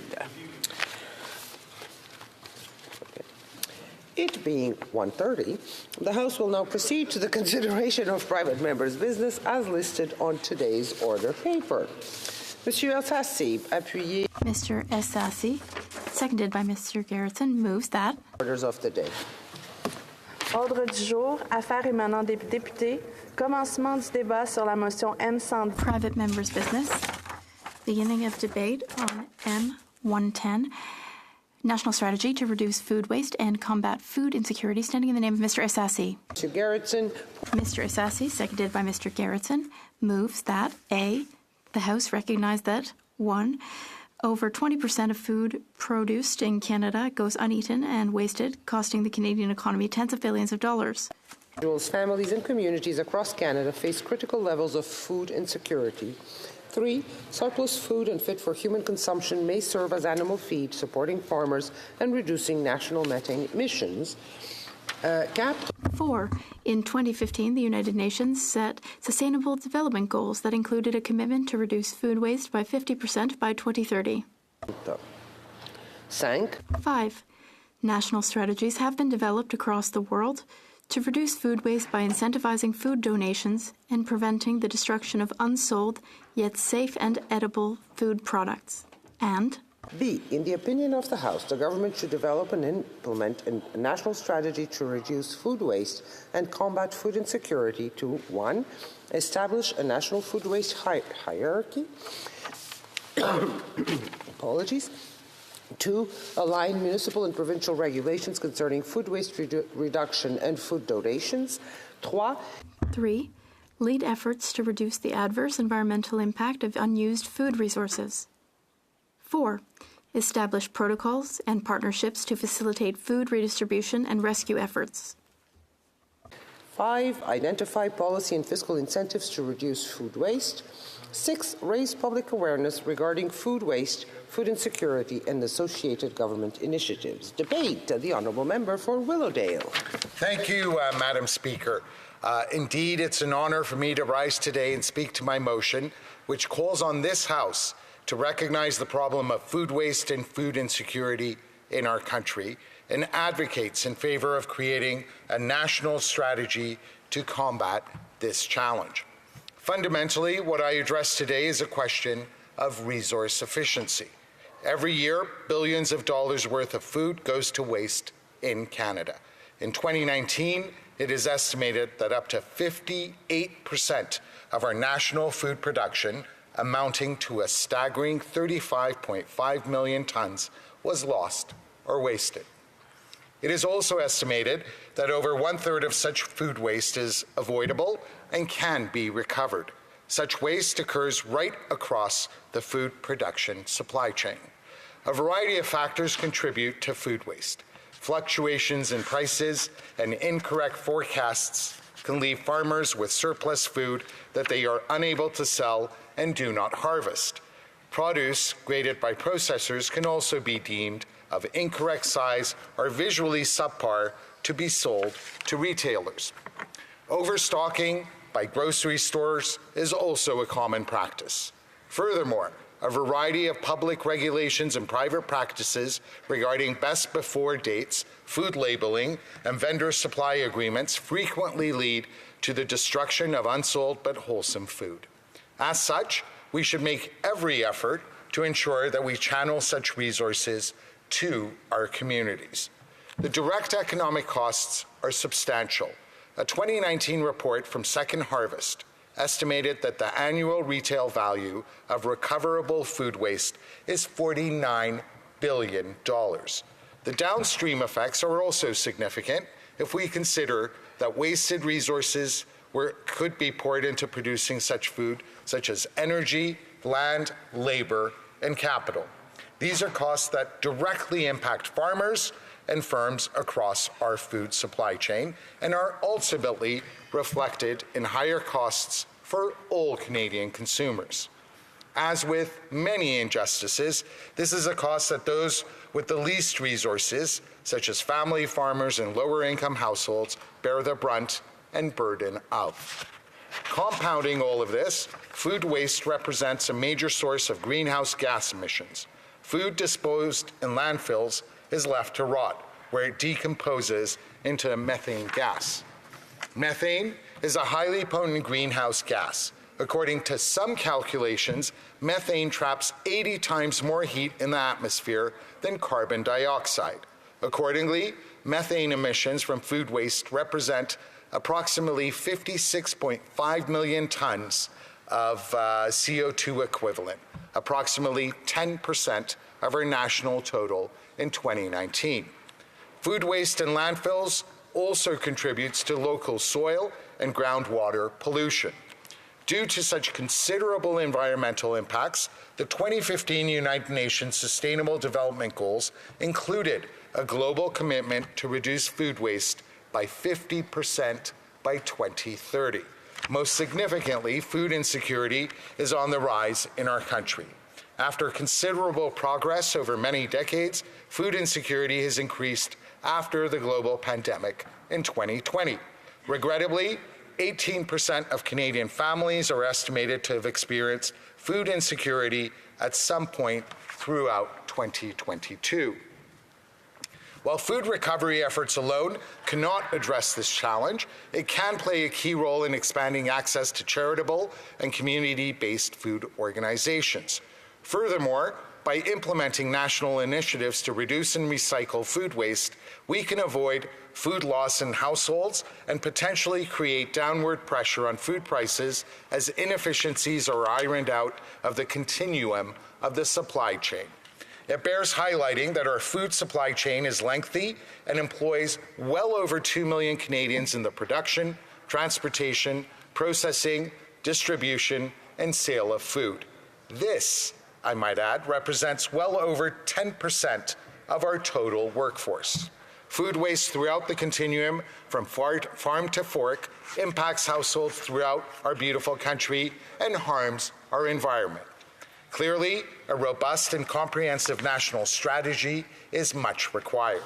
Food waste and food insecurity are economic and social challenges that affect every province and territory in our country. We must therefore introduce prudent policies at the federal, provincial, and municipal levels. By crafting a national strategy built in full consultation and close coordination with other levels of government that also incorporates the expertise of industry stakeholders and the nonprofit sector, the federal government can play a crucial role in curbing and mitigating the challenge of food waste and food insecurity. In addition, sustainable food policy is an important hallmark of any healthy society. While we cannot eliminate food waste, we can ensure that beneficial and effective pathways exist for farmers and manufacturers. We should also consider recycling initiatives.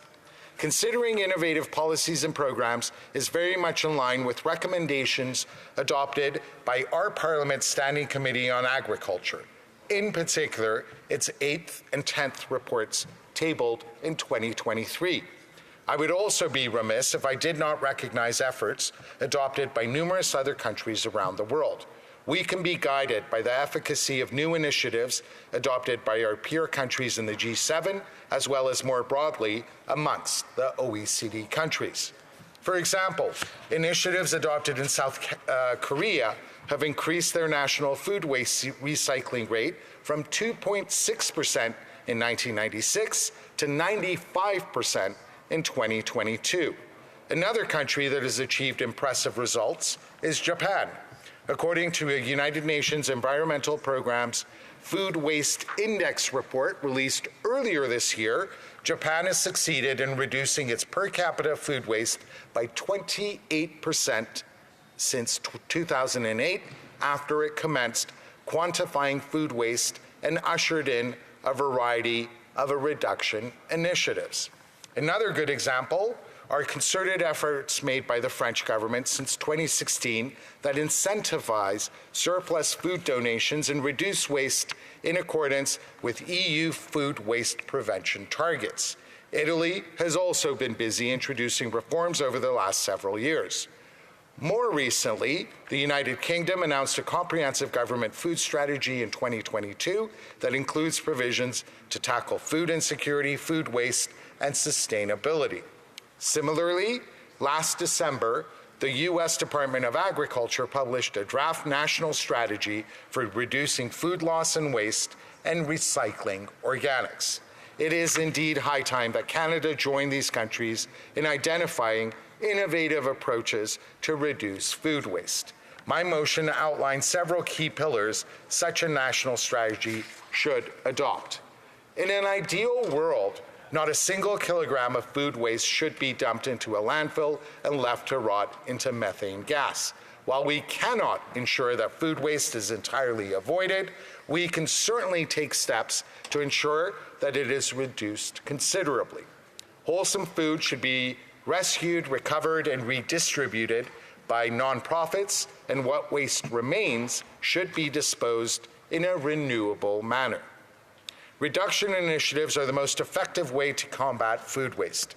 Tools are also available to ensure that efforts are made to economically benefit every link in our food supply chain. Frankly, food waste is currently treated as a part of the cost of doing business and is reflected in every individual Canadian's weekly grocery bill. This motion can begin the process of departing from the status quo. The food industry should be encouraged to set reduction targets and improve efficiencies in their operations.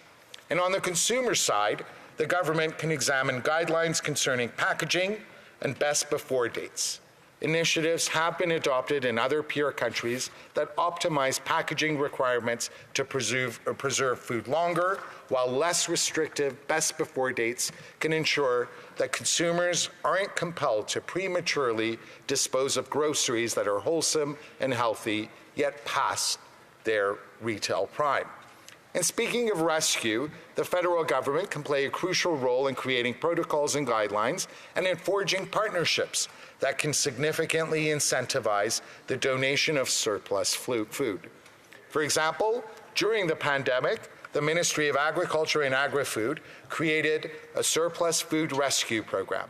The program is estimated to have redirected 8 million kilograms of food that would otherwise have gone to waste. It clearly demonstrates how the federal government has and can continue to support food recovery programs.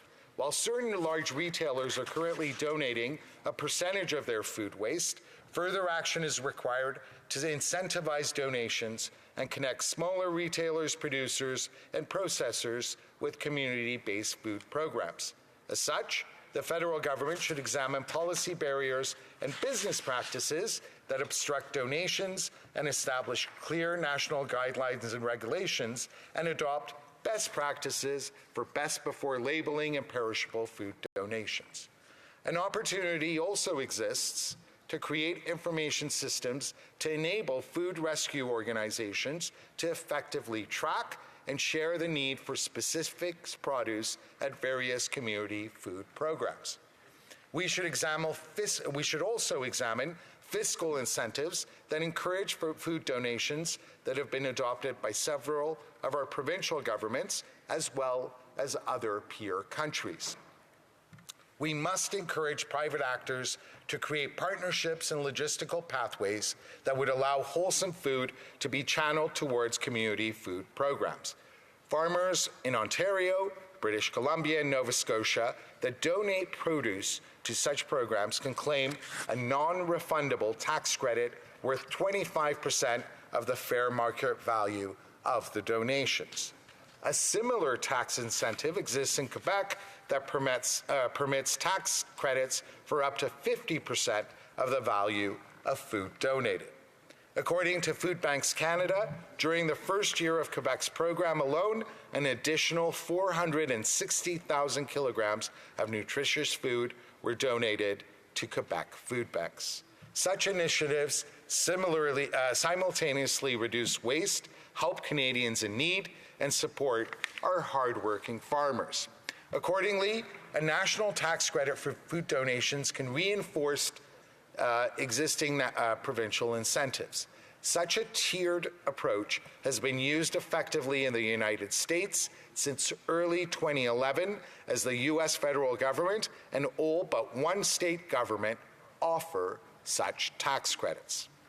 Finally, food waste can be recycled into our economically valuable products. In doing so, firms can profit while reducing associated environmental impacts. There are many ways to accomplish this. Surplus agricultural produce that cannot be donated can be frequently processed into animal feed, providing an economic boon to farmers and ranchers alike. Composting on an individual, municipal, or industrial scale is also a sustainable way to treat and eliminate food waste. Composting also creates soil conditions and fertilizer that can be returned full circle to help our nation's food producers.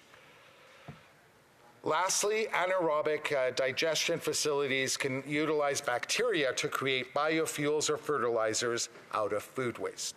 To supplement the initiatives referenced above, the government can also increase efforts to raise awareness of the true cost and impact of food waste and identify steps that can be taken by households and private firms to combat this problem. All parties in this House have explicitly recognized the need to reduce food waste, and I have no doubt that every member of this House can recognize the need for our country to tackle food waste and insecurity. I therefore hope you will each see fit to support my motion to commence a comprehensive national dialogue on the need for our country to step up in tackling this challenge. Thank you, Madam Speaker. Questions and comments, questions et commentaires. Honorable député Joliette. Oui, merci. The Honourable Member for Joliette. Thank you, Madam Speaker. I'd like to thank our colleague for his speech. Yes, we need to do more to fight food waste. But, as my colleague said, a great deal is already being done at all levels of government.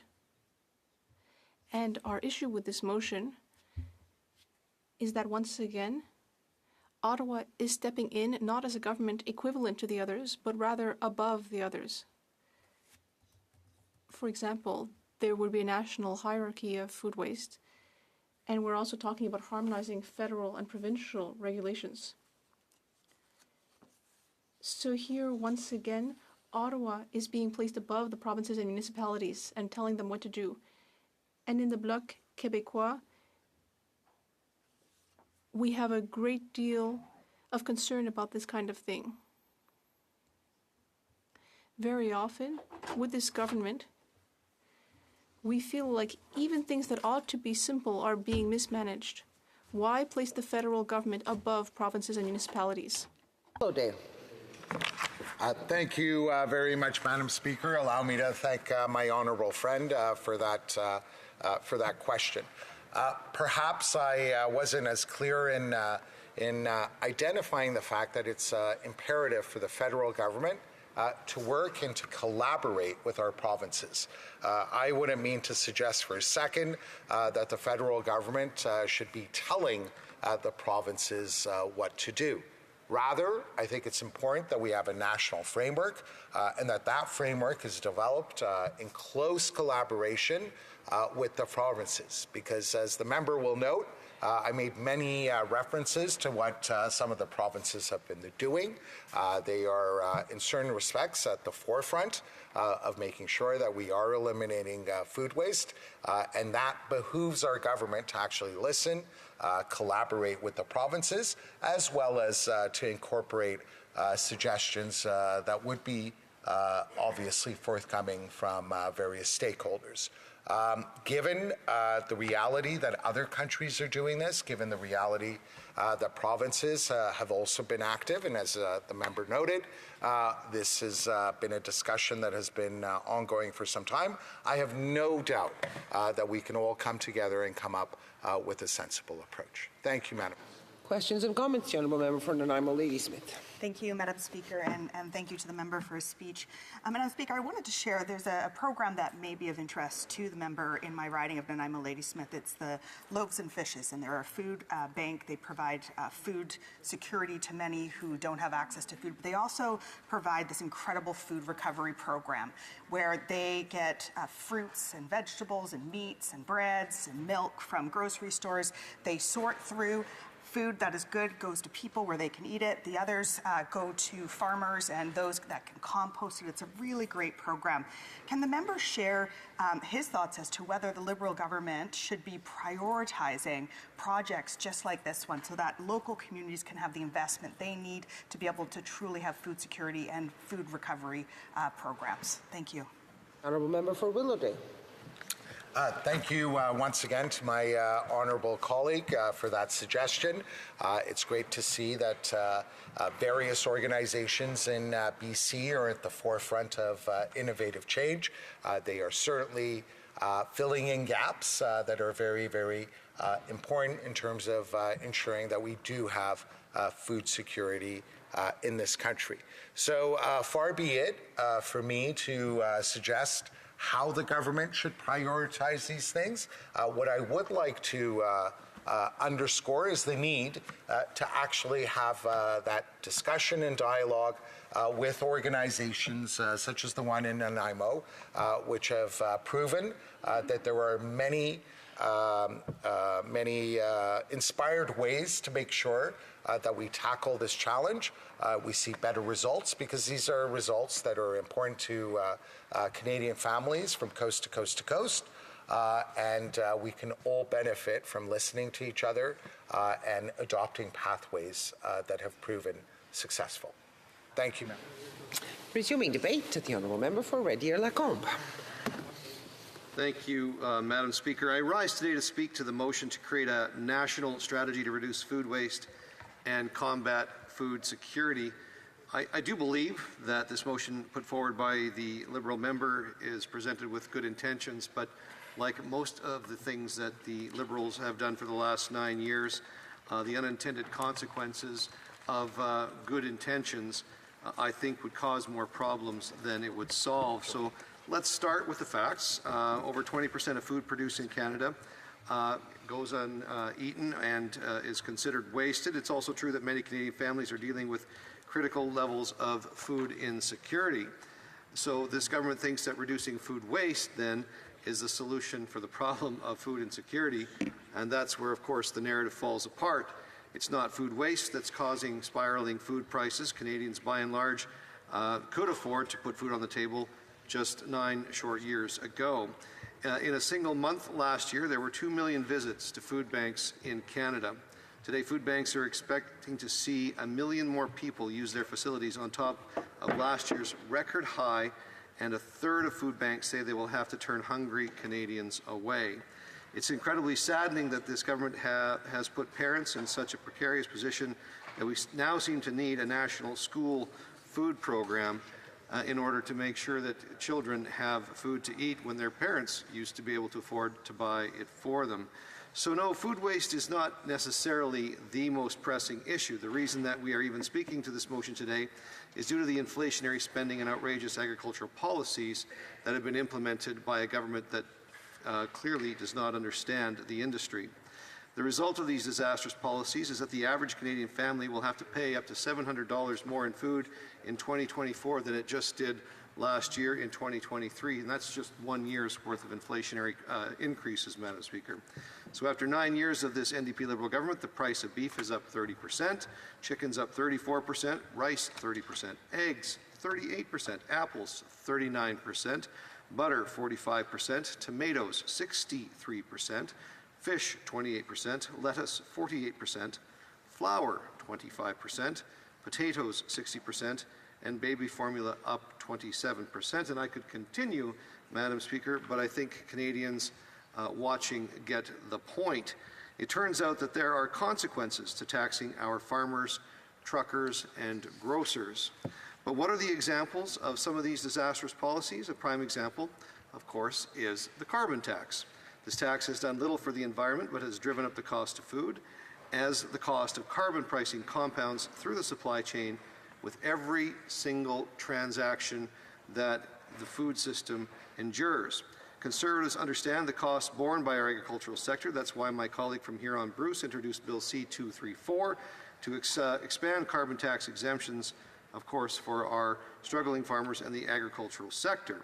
The bill would have saved $978 million by removing the carbon tax on natural gas and propane for drying grain, as well as heating and cooling barns, greenhouses, and other structures. That's $1 billion that has to be added into the price of food for Canadians. Yet recently, the Liberal Party-aligned senators masquerading as independents gutted most of the exemptions from Bill 234, with Liberals proposing a 30% fertilizer emissions reduction target on top of this.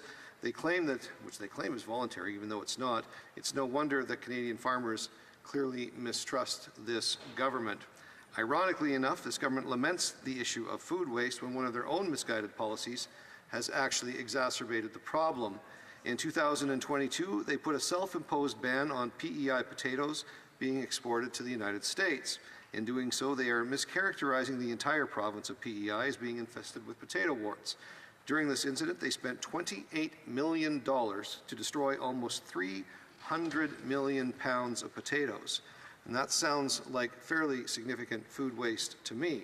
Maybe the government should indict themselves as part of this new strategy. And if the past is any indicator of the future, then it seems that the Liberals have not yet learned from their failures in the realm of agriculture. Not long ago, the government indicated that it was looking at a P2 plastic ban as part of its commitment to move toward zero plastic waste. This policy seeks to ban plastic non-compostable price lookup stickers and plastic packaging for fresh produce. Although the government has paraded this plastics ban as an environmental initiative, a report commissioned by the Canadian Food Marketing Association and produced by Deloitte has found that this simply is not the case. They concluded that the P2 plastics ban could increase greenhouse gas emissions by 50% or 22 million metric tons of CO2. Deloitte has also found that it fails at reducing waste. Alternatives to plastic packaging have consistently failed to meet modified atmospheric requirements. They also failed to meet the standard for foodborne illnesses. It has been estimated that the reduction in shelf life engendered by the loss of these plastic products could increase fresh produce waste by more than 50%. Wow. This would constitute a loss of more than 1 million tons of fresh produce every year. Woke packaging laws creating food waste. Finally, it has been reported that the loss of these products could raise the cost of food by 35% and reduce the availability of fresh produce by 50%. This would cost our industry $5.6 billion, and the cost would, of course, be borne directly by the consumer. These are the same consumers that are already struggling to put food on the table. Furthermore, the lower consumption of fresh produce would have a trickle-down effect, roughly costing $1 billion a year to our healthcare system. This increased cost would be borne disproportionately in rural and remote regions of Canada, already struggling with the increased costs of shipping. I would now like to delineate what this new national strategy to reduce food waste and combat insecurity actually does, and why we actually don't need it. It calls for the establishment of a national food waste hierarchy. Sounds like a lot of bureaucracy to me. Alignment of municipal and provincial regulations concerning food waste reduction and food donations. We already have many organizations across the country doing their own thing with their own initiatives. They don't need any further direction, especially from Ottawa. Leading efforts to reduce the adverse environmental impact of unused food resources, establishing protocols and partnerships to facilitate food redistribution and rescue efforts, identifying a policy and fiscal incentives to reduce food waste. Sounds like creating a lot of jobs for bureaucrats, but I'm not sure we're actually going to put more food, affordable food, on the tables for Canadians. So you can see what, again, what a list of good intentions looks like, but it's actually not necessary in any way, shape, or form. To us Conservatives, this reads as an excuse to expand the bureaucracy.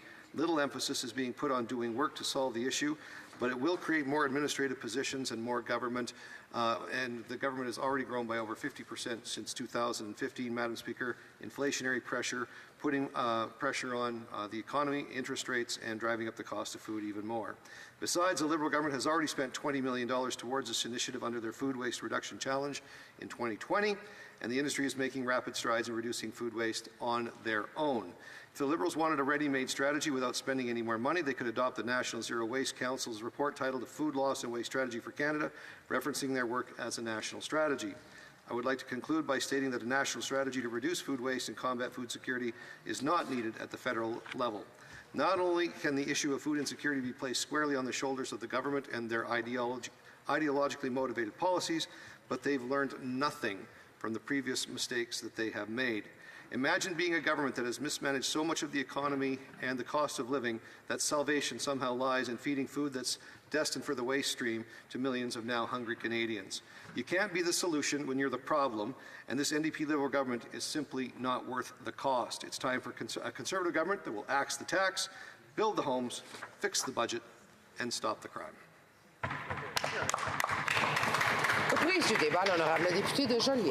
The honourable member for Joliette. Thank you, Madam Speaker.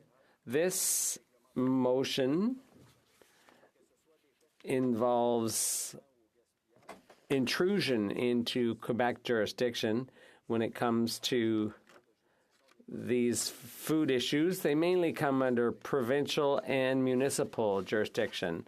So they're a matter for Quebec and the provinces. The intentions are good, but many of these things are already being done by the government of Quebec. A few words about food waste. This talks about losses all throughout the supply chain, not just finished products. A UN report in 2021 shows that Canada is in first place when it comes to food waste. The study showed that each Canadian throws out 79 kilograms of food per year, which is 20 kilograms more than the average American. In 2019, 3 million tons of food wound up in the garbage in Canada. And the UNDP, the UN Environment Report estimates that 1 billion tons of food were wasted globally in 2019. So let's look at the elements of the motion, establishing a national hierarchy of food waste. This is a priority. The second issue is about harmonizing municipal and provincial regulations. Third, directing efforts to reduce the negative environmental impact of unused food resources. 4, establishing protocols and partnerships to facilitate the redistribution of food. So points 2, 3, and 4 are the logical consequence of the first paragraph or the first element.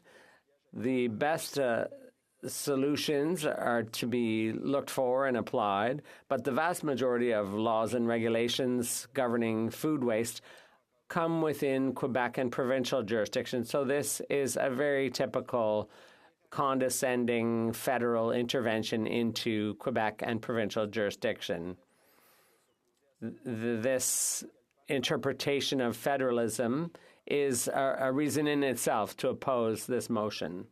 Quebec and the provinces manage all of this in cooperation with municipalities and agri-food companies, processors, and so on.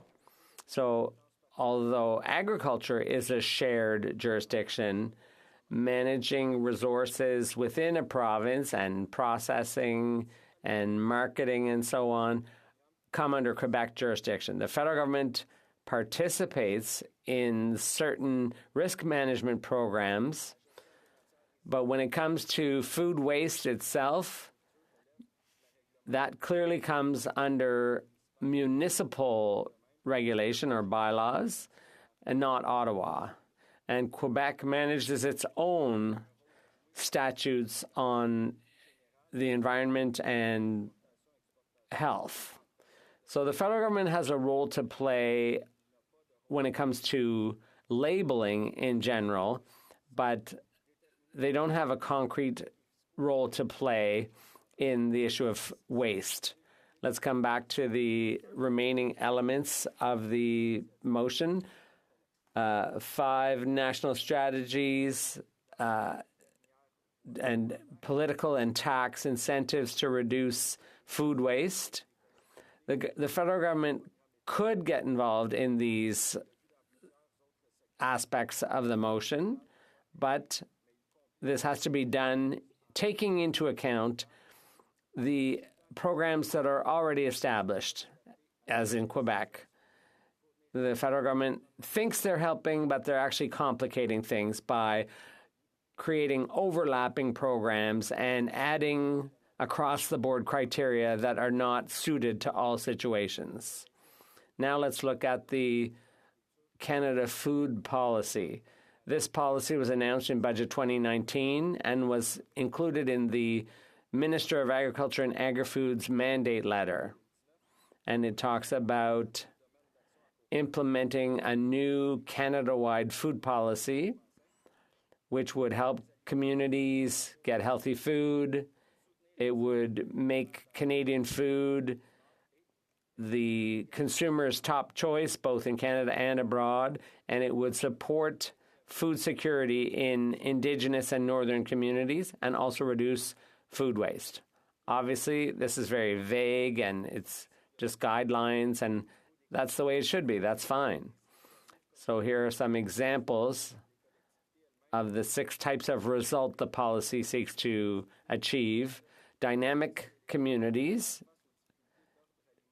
and that would help communities deal with food issues by offering diversified solutions in a culturally inclusive way.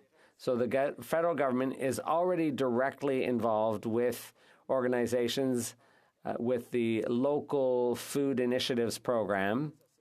It's a program that didn't have enough financing when it was created, and so the government has had to add things along the way and make adjustments. Closer cooperation between various sectors of government, society, and professional orders and universities is the main axis of a food policy. Third, improving results, health results relating to nutrition. So improving the health of Canadians through healthy food. 4, sound Indigenous food systems, contributing to Canada's commitment undertaken by the Government of Canada toward reconciliation with Indigenous people. And that includes strengthening the Indigenous food supply systems as defined by the communities themselves. How does Ottawa expect to have any credibility when it comes to Indigenous health when they're still incapable of providing safe drinking water to various communities? 5, sustainable food practices. Improvements throughout the supply chain are helping alleviate the repercussions of climate change. If the federal government wants to get involved, it could start by funding research into greener practices. 6, inclusive economic growth.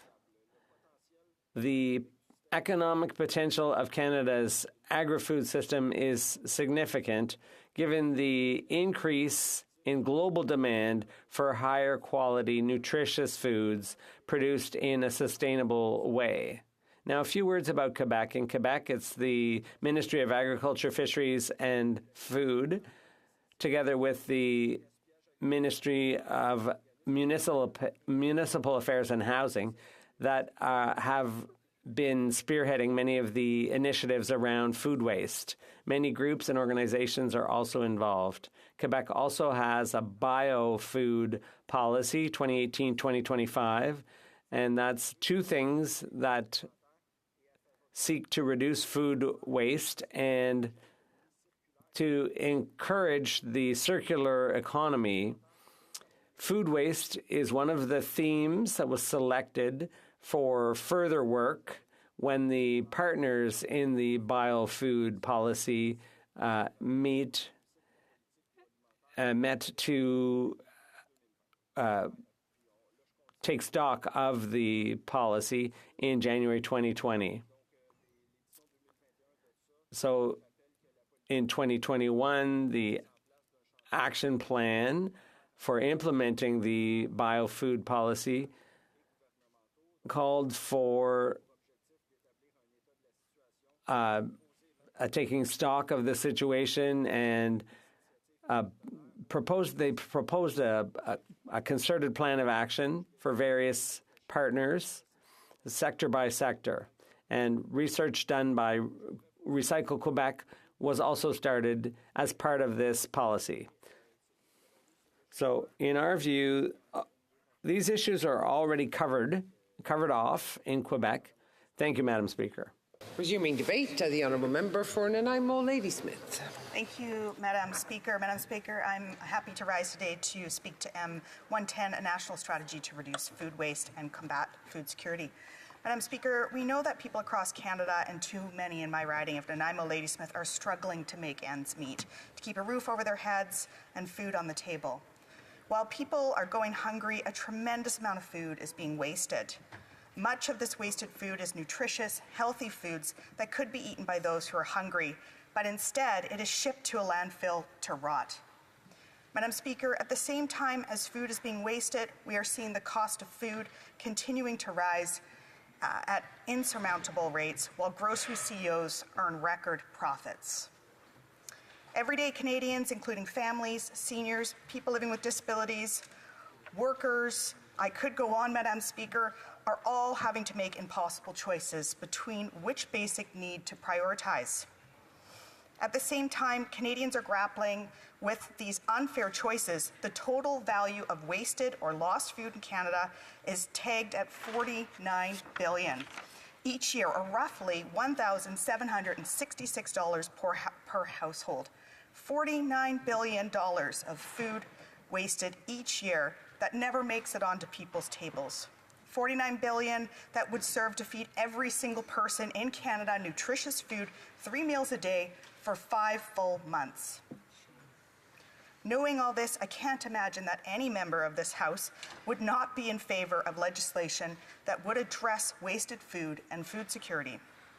Motion M110, advanced by the Honourable Member for Willowdale, addresses food waste reduction, food insecurity, reductions of greenhouse gas emissions, reaching UN Sustainable Development Goals and policy to increase food donations to those in need. While this motion contains goals I agree with, Madam Speaker, it seeks only to express an opinion of the House, not to enshrine anything concrete into law. Motions in this House are important mechanisms that allow members to express the opinions, wishes, and will of their constituents and those we represent. They have their place, but I wonder why not a bill? You see, Madam Speaker, my honourable colleague, the MP for Port Moody Coquitlam, has in fact introduced 2 very strong bills. Bill C-360, the Wasted Food Reduction and Recovery Act, and Bill C-304, the National Food Waste Awareness Day Act. These NDP bills do have the power to enshrine many of these same objectives in Canadian law, which I hope to see support by those in this House. This follows work by past NDP MPs like Ruth Ellen Brazeau, who had Bill 231, a Fight Against Food Waste Act, in the 42nd Parliament before my time, Madam Speaker. Unfortunately, the majority of Liberals voted to defeat this bill at second reading in February 2016.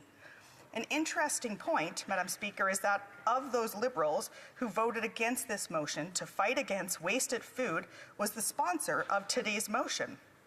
Had the member for Willowdale actually understood and voted accordingly to the urgency of this issue 8 years ago, I believe we would be in a different place today. A motion today is good, but solutions and actions 8 years ago would have been better. Madam Speaker, those in my riding of Nanaimo-Ladysmith have been particularly impacted by food insecurity and wasted food. I am incredibly proud to share the important work of Loaves and Fishes Community Food Bank in addressing both these issues.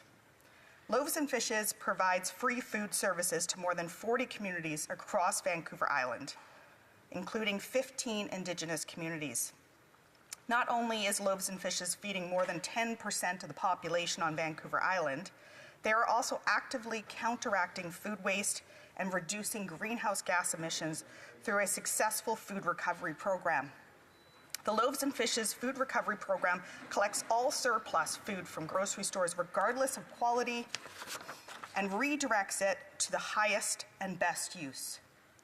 This surplus food is primarily fruit, vegetables, meats, bread, and dairy items that grocery retailers have traditionally thrown out to the dumpster. Madam Speaker, I participated and saw firsthand this process at Loaves and Fishes Food Bank. Because of the work of an incredible team composed of many dedicated volunteers, over 21 million pounds of food have been diverted from landfills since 2012. In 2023, the organization sourced and distributed $8.2 million worth of food through 33 food recovery partners. Food collected that is unfit for human consumption has also been diverted from landfills by partnering with farmers to provide animal feed and with other organizations working to convert organic waste. Loaves and Fishes has been so successful in their food recovery, they've been asked by Food Banks BC to develop a food recovery guide that would help other food banks in the province to create programs of their own that could provide a national model for food recovery. But, Madam Speaker, doing this important work requires space, and that is something Loaves and Fishes currently does not have enough of. Although they fully utilize every inch of the space they have, to see the food recovery program do all it can and needs to do, Loaves and Fishes is seeking necessary federal funding for a new warehouse distribution centre. The province of British Columbia, the city of Nanaimo, and the regional district of Nanaimo have all committed millions of dollars to support this project, while the federal Liberals have yet to contribute. Those reaching out in support of this project continue to come in. It is evident that this is a vital project for Vancouver Island. It is for these reasons I personally handed these letters of support to the Minister of Housing and Infrastructure, urging the federal government to contribute their part. It is also for these reasons that myself and my NDP colleagues, the MPs for Courtney Alberni, North Island Powell River, and Cowichan-Malahat Langford, wrote a joint letter to the Minister in February highlighting this important project and requesting a path forward to see this project funded. Madam Speaker, I bring this forward as investing in a new Loaves and Fishes warehouse distribution centre is exactly the kind of project the Liberal government needs to be investing in to put words to action, to truly give communities the infrastructure and investment required to increase food security and to reduce wasted food. This is an opportunity for the government, an opportunity that I hope they will take. Madam Speaker, my NDP colleagues and I will be supporting M110 as the content of this motion are important for us all. And it is essential that we see more than just words from this government. Instead, we need true investment in real solutions, because food should not be wasted and people should not continue to go hungry. Now, Madam Speaker, because I have clearly spoken faster than I anticipated, I'm going to add a few extra pieces. I wanted to take a moment to add a few thoughts around the important work of my NDP colleague from Cowichan, Malahat Langford, who's also the critic, the agriculture, NDP agriculture critic. He has been championing the issues of food insecurity and food waste, and is meeting with stakeholders on an ongoing basis to address these issues. I know he's met with stakeholders including Food Secure Canada, Second Harvest, Canadian Federation of Agriculture, Canadian Produce Marketing Association, Fruit and Vegetable Growers of Canada, Cowichan Green Society, Dean's Council of Agriculture, Food and Veterinary Medicine. The list goes on, Madam Speaker. We need to see all members of Parliament doing the work to speak to those in the community who know firsthand how to get these projects done, to reduce food security, food insecurity, and to increase seeing the foods that are so tragically being wasted being put onto the tables of those who need it. We know that New Democrats have been fighting this fight for a long time, and so I'm happy to see this motion coming forward today. I would also like to see those real actions and real investments being put forward by the government. And I think with that, Madam Speaker, I would like to thank the member for putting forward the motion. I look forward to supporting it, and I look forward to seeing the true investments we need. Thank you. Resuming debate, the Honourable Parliamentary Secretary to the Minister of Climate Change and to the Minister of Energy and Natural Resources. Thank you, Madam Speaker. And I'm very happy to be able to have the opportunity to get up and speak to this issue today, because it speaks to issues that are dear to my heart. One being food policy, and another being environment, and the third one being food security, and how do we make sure that we support Canadians on issues of affordability and access to healthy food. I really want to thank the member from Willowdale for bringing forward this motion. It's been a very interesting debate, and I think that there are moments like this where we can hear people sharing ideas and hearing stories from their different communities. It's so important for us to be able to have these very real conversations here, so I appreciate that. I also want to thank advocates across Canada who have worked hard on issues regarding food waste, but perhaps most importantly, those that have been working on food security. They're the heroes on the ground. You've heard stories about some of these people in the debate so far. People who are working on a community basis to really uplift the community members around them and make sure that they have access to healthy food as well. I have a personal interest in food policy. It's actually what brought me to politics in many respects. In my own community, I had started a group. It was part of Second Harvest. They would have these groups of people who would go out on foot, where you wouldn't, and to pick up food from restaurants or from businesses that they weren't using anymore, but were still absolutely good, and then bringing it to local food banks.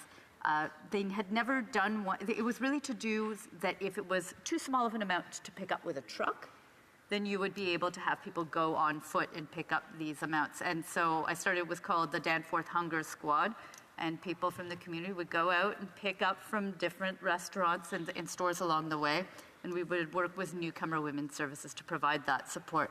And overall it worked well, but I think it also highlighted for me some of the problems with that model. So I'll kind of put that as a pin there. The other one that I think actually did work really well was that I worked with local farmers at farmers markets in the community to help them pick up food that at the end of the day had not sold. Absolutely good food that had sold 10 minutes earlier, but it wouldn't still be good till the next market day. And worked with them. Ontario has the Ontario Local Foods Act, which actually allowed the farmers to use this as a donation write-off when they donated it to a charity, but it also meant that all of those healthy greens and the like were able to go to a local food bank. So there are local kind of examples of how people can work on some of these issues, be it on food waste, but also on food security. And I also wanted to highlight, just because my personal favorite, We used to do a thing in the park called Stone Soup, and it was based on the story of Stone Soup. We would get the book and somebody would read that story to kids. We would encourage people in the community to go out and collect vegetables, bring vegetables, usually from the farmers market we were trying to support. And then we would all make a giant pot of soup together and share in that soup. And it's a really important because food isn't just about how we keep healthy, it's also about how we bring people together and build community. So when I was thinking about running, food policy was actually something that was really important to me. And so why I'm particularly excited to be able to speak to something like this motion. When I look at the pieces that I hoped to see come together when I started, one of them was to get a school food policy, and another of them was to get a food policy for Canada. Canada had actually never had a food policy before until 2019. So many of the earlier years, from 2015 to 2019, I was working on how do we develop this food policy? How do we make sure that we have something in place that creates a framework as to how we will move forward on working on issues like food waste, food security, and those different pieces. In 2019, in our budget, we actually put in a food policy for Canada. It included many different elements, such as improved access to affordable food, ensuring access to safe, nutritious, and culturally diverse food, especially for vulnerable populations. It included improved health and food safety, which was promoting healthy eating habits and safe food practices to protect Canadians from food-related illnesses. It included conservation and protection of soil, water, and air, promoting sustainable food production practices to protect the environment, growing more high-quality food, so supporting Canadian farmers and food producers to increase the availability of high-quality food, food waste reduction, directly on point to this motion, so implementing strategies to reduce food waste throughout the food system, innovation in the agriculture and food sector, and support for Northern and Indigenous food security. One piece in that food policy is that it included a reference to a school food program. And it's why I am particularly so happy today that we can see that in this budget, there is actually the funding to bring that part forward. Two pieces that are interesting when we're talking about the issues that are brought up in this motion. Following that piece in Budget 2019, there was a commitment to a local food infrastructure program. And we actually, when we talk about these local programs that people have been raising in their speeches, that fund actually has had an amazing impact on community organizations. I've seen it support community kitchens in my neighborhood, community gardens, ways to actually support people getting access to that healthy food. But more directly on point, it also included the basis to move forward with what ended up being the Food Waste Reduction Challenge. So that was launched 2 years ago, and its aim was to find innovative solutions to prevent or divert food waste and to advance technologies that extend the life of food or transform food waste. Now, some people in this house may have seen before Loop juices when they go out to a store. And these are amazing juices that are actually created from perfectly good fruits and vegetables that would have otherwise been discarded because they had an odd shape or size, maybe an aesthetic imperfection. That's the part that we're not talking about very much about food waste. A certain amount of food just never ends up on our shelves in our grocery stores because they're kind of odd looking, but they're still absolutely good and healthy. So Loop Foods, or Loop Mission, actually uses these rescued produce items, and they create, like I mentioned, cold-pressed juices. They also use the leftover pulp to make things like soap bars. That is a kind of innovation that we want to support, and that's the kind of innovation that actually receives support through the Food Waste Reduction Challenge. So just a nice thing to be able to see how the building blocks get put into place and we actually move forward. Now, I do want to be clear that when we're talking about food waste, it doesn't have to be specifically that it's tied to working on food insecurity or poverty. I think that they are two separate issues when we're talking with them, and I personally support having a different approach to each issue. There's an environmental impact from food waste. It produces methane, which is a potent greenhouse gas. And when we look at it, it's also an economic loss. We put all that work into producing that food. When it's wasted all the way from the farm to the table, that is actually a wasted economic value. So we really need to make sure that we reduce food waste for the environmental impacts, for the economic impacts. But I will question slightly whether that entirely should be as a way of dealing with food poverty. I know that France, as an example, has included a requirement that grocery stores donate unsold food rather than disposing of it. And that's been very effective for them to be reducing their food waste. So it has been one method. But I'll say that in my personal experience, I've seen that sometimes what results is less healthy foods going to food banks, or maybe food that really is going to end up having to be just disposed by the food bank down the road. So I'm not sure that that's the right way. But there's also potentially stigma. I would never want anyone to feel like what we are doing when we're trying to deal with food waste is to be diverting food that's not valued to people who are living in poverty. I think there are more important policies, and we've been building those building blocks, be it through the Canada Child Benefit that's indexed to inflation, be it through the GIS and the OAS, be it through the workers' benefit, the disability benefit that's new. We can talk about the school food program. There are other steps that we have to take for sure when dealing with that issue of food security and poverty. I wouldn't say that it's fully tied to food waste. What I will say in my last second, though, is that it is so important that we have these conversations, that we uplift community organizations, advocates. We talk about how we can deal with food waste better, think of those innovative solutions like Loop Mission, and also that we come together and say, how are we going to make sure that we help people in our communities who are vulnerable to food insecurity so that we meet their needs? I really appreciate the member of Willowdale creating that opportunity for us. Thank you, Madam Speaker. The Honourable Member for Regina Wascana. Thank you very much, Madam Speaker, and I'm pleased to have the opportunity today to speak against Motion M110, a national strategy to reduce food waste and to combat food insecurity. Madam Speaker, this is another example of the Liberals rushing in to save the day, to solve a problem that they themselves created and have been creating over the last 9 years that they have been in office. According to a recent report by Food Banks Canada, in March of 2023, there were almost 2 million visits to food banks across Canada, representing a 32% increase compared to March of 2022, and a 78.5% increase compared to March of 2019, which is the highest year-over-year increase in usage ever reported. Now, why is that, Madam Speaker? Well, Conservatives have been raising the alarm bell for some time about the Liberal government's ever-increasing carbon tax and their out-of-control deficit spending, which is only serving to increase the cost of living crisis in this country that Canadians are facing every day. Now, who will have 8 minutes and a half to complete his speech the next time the bill comes to the House.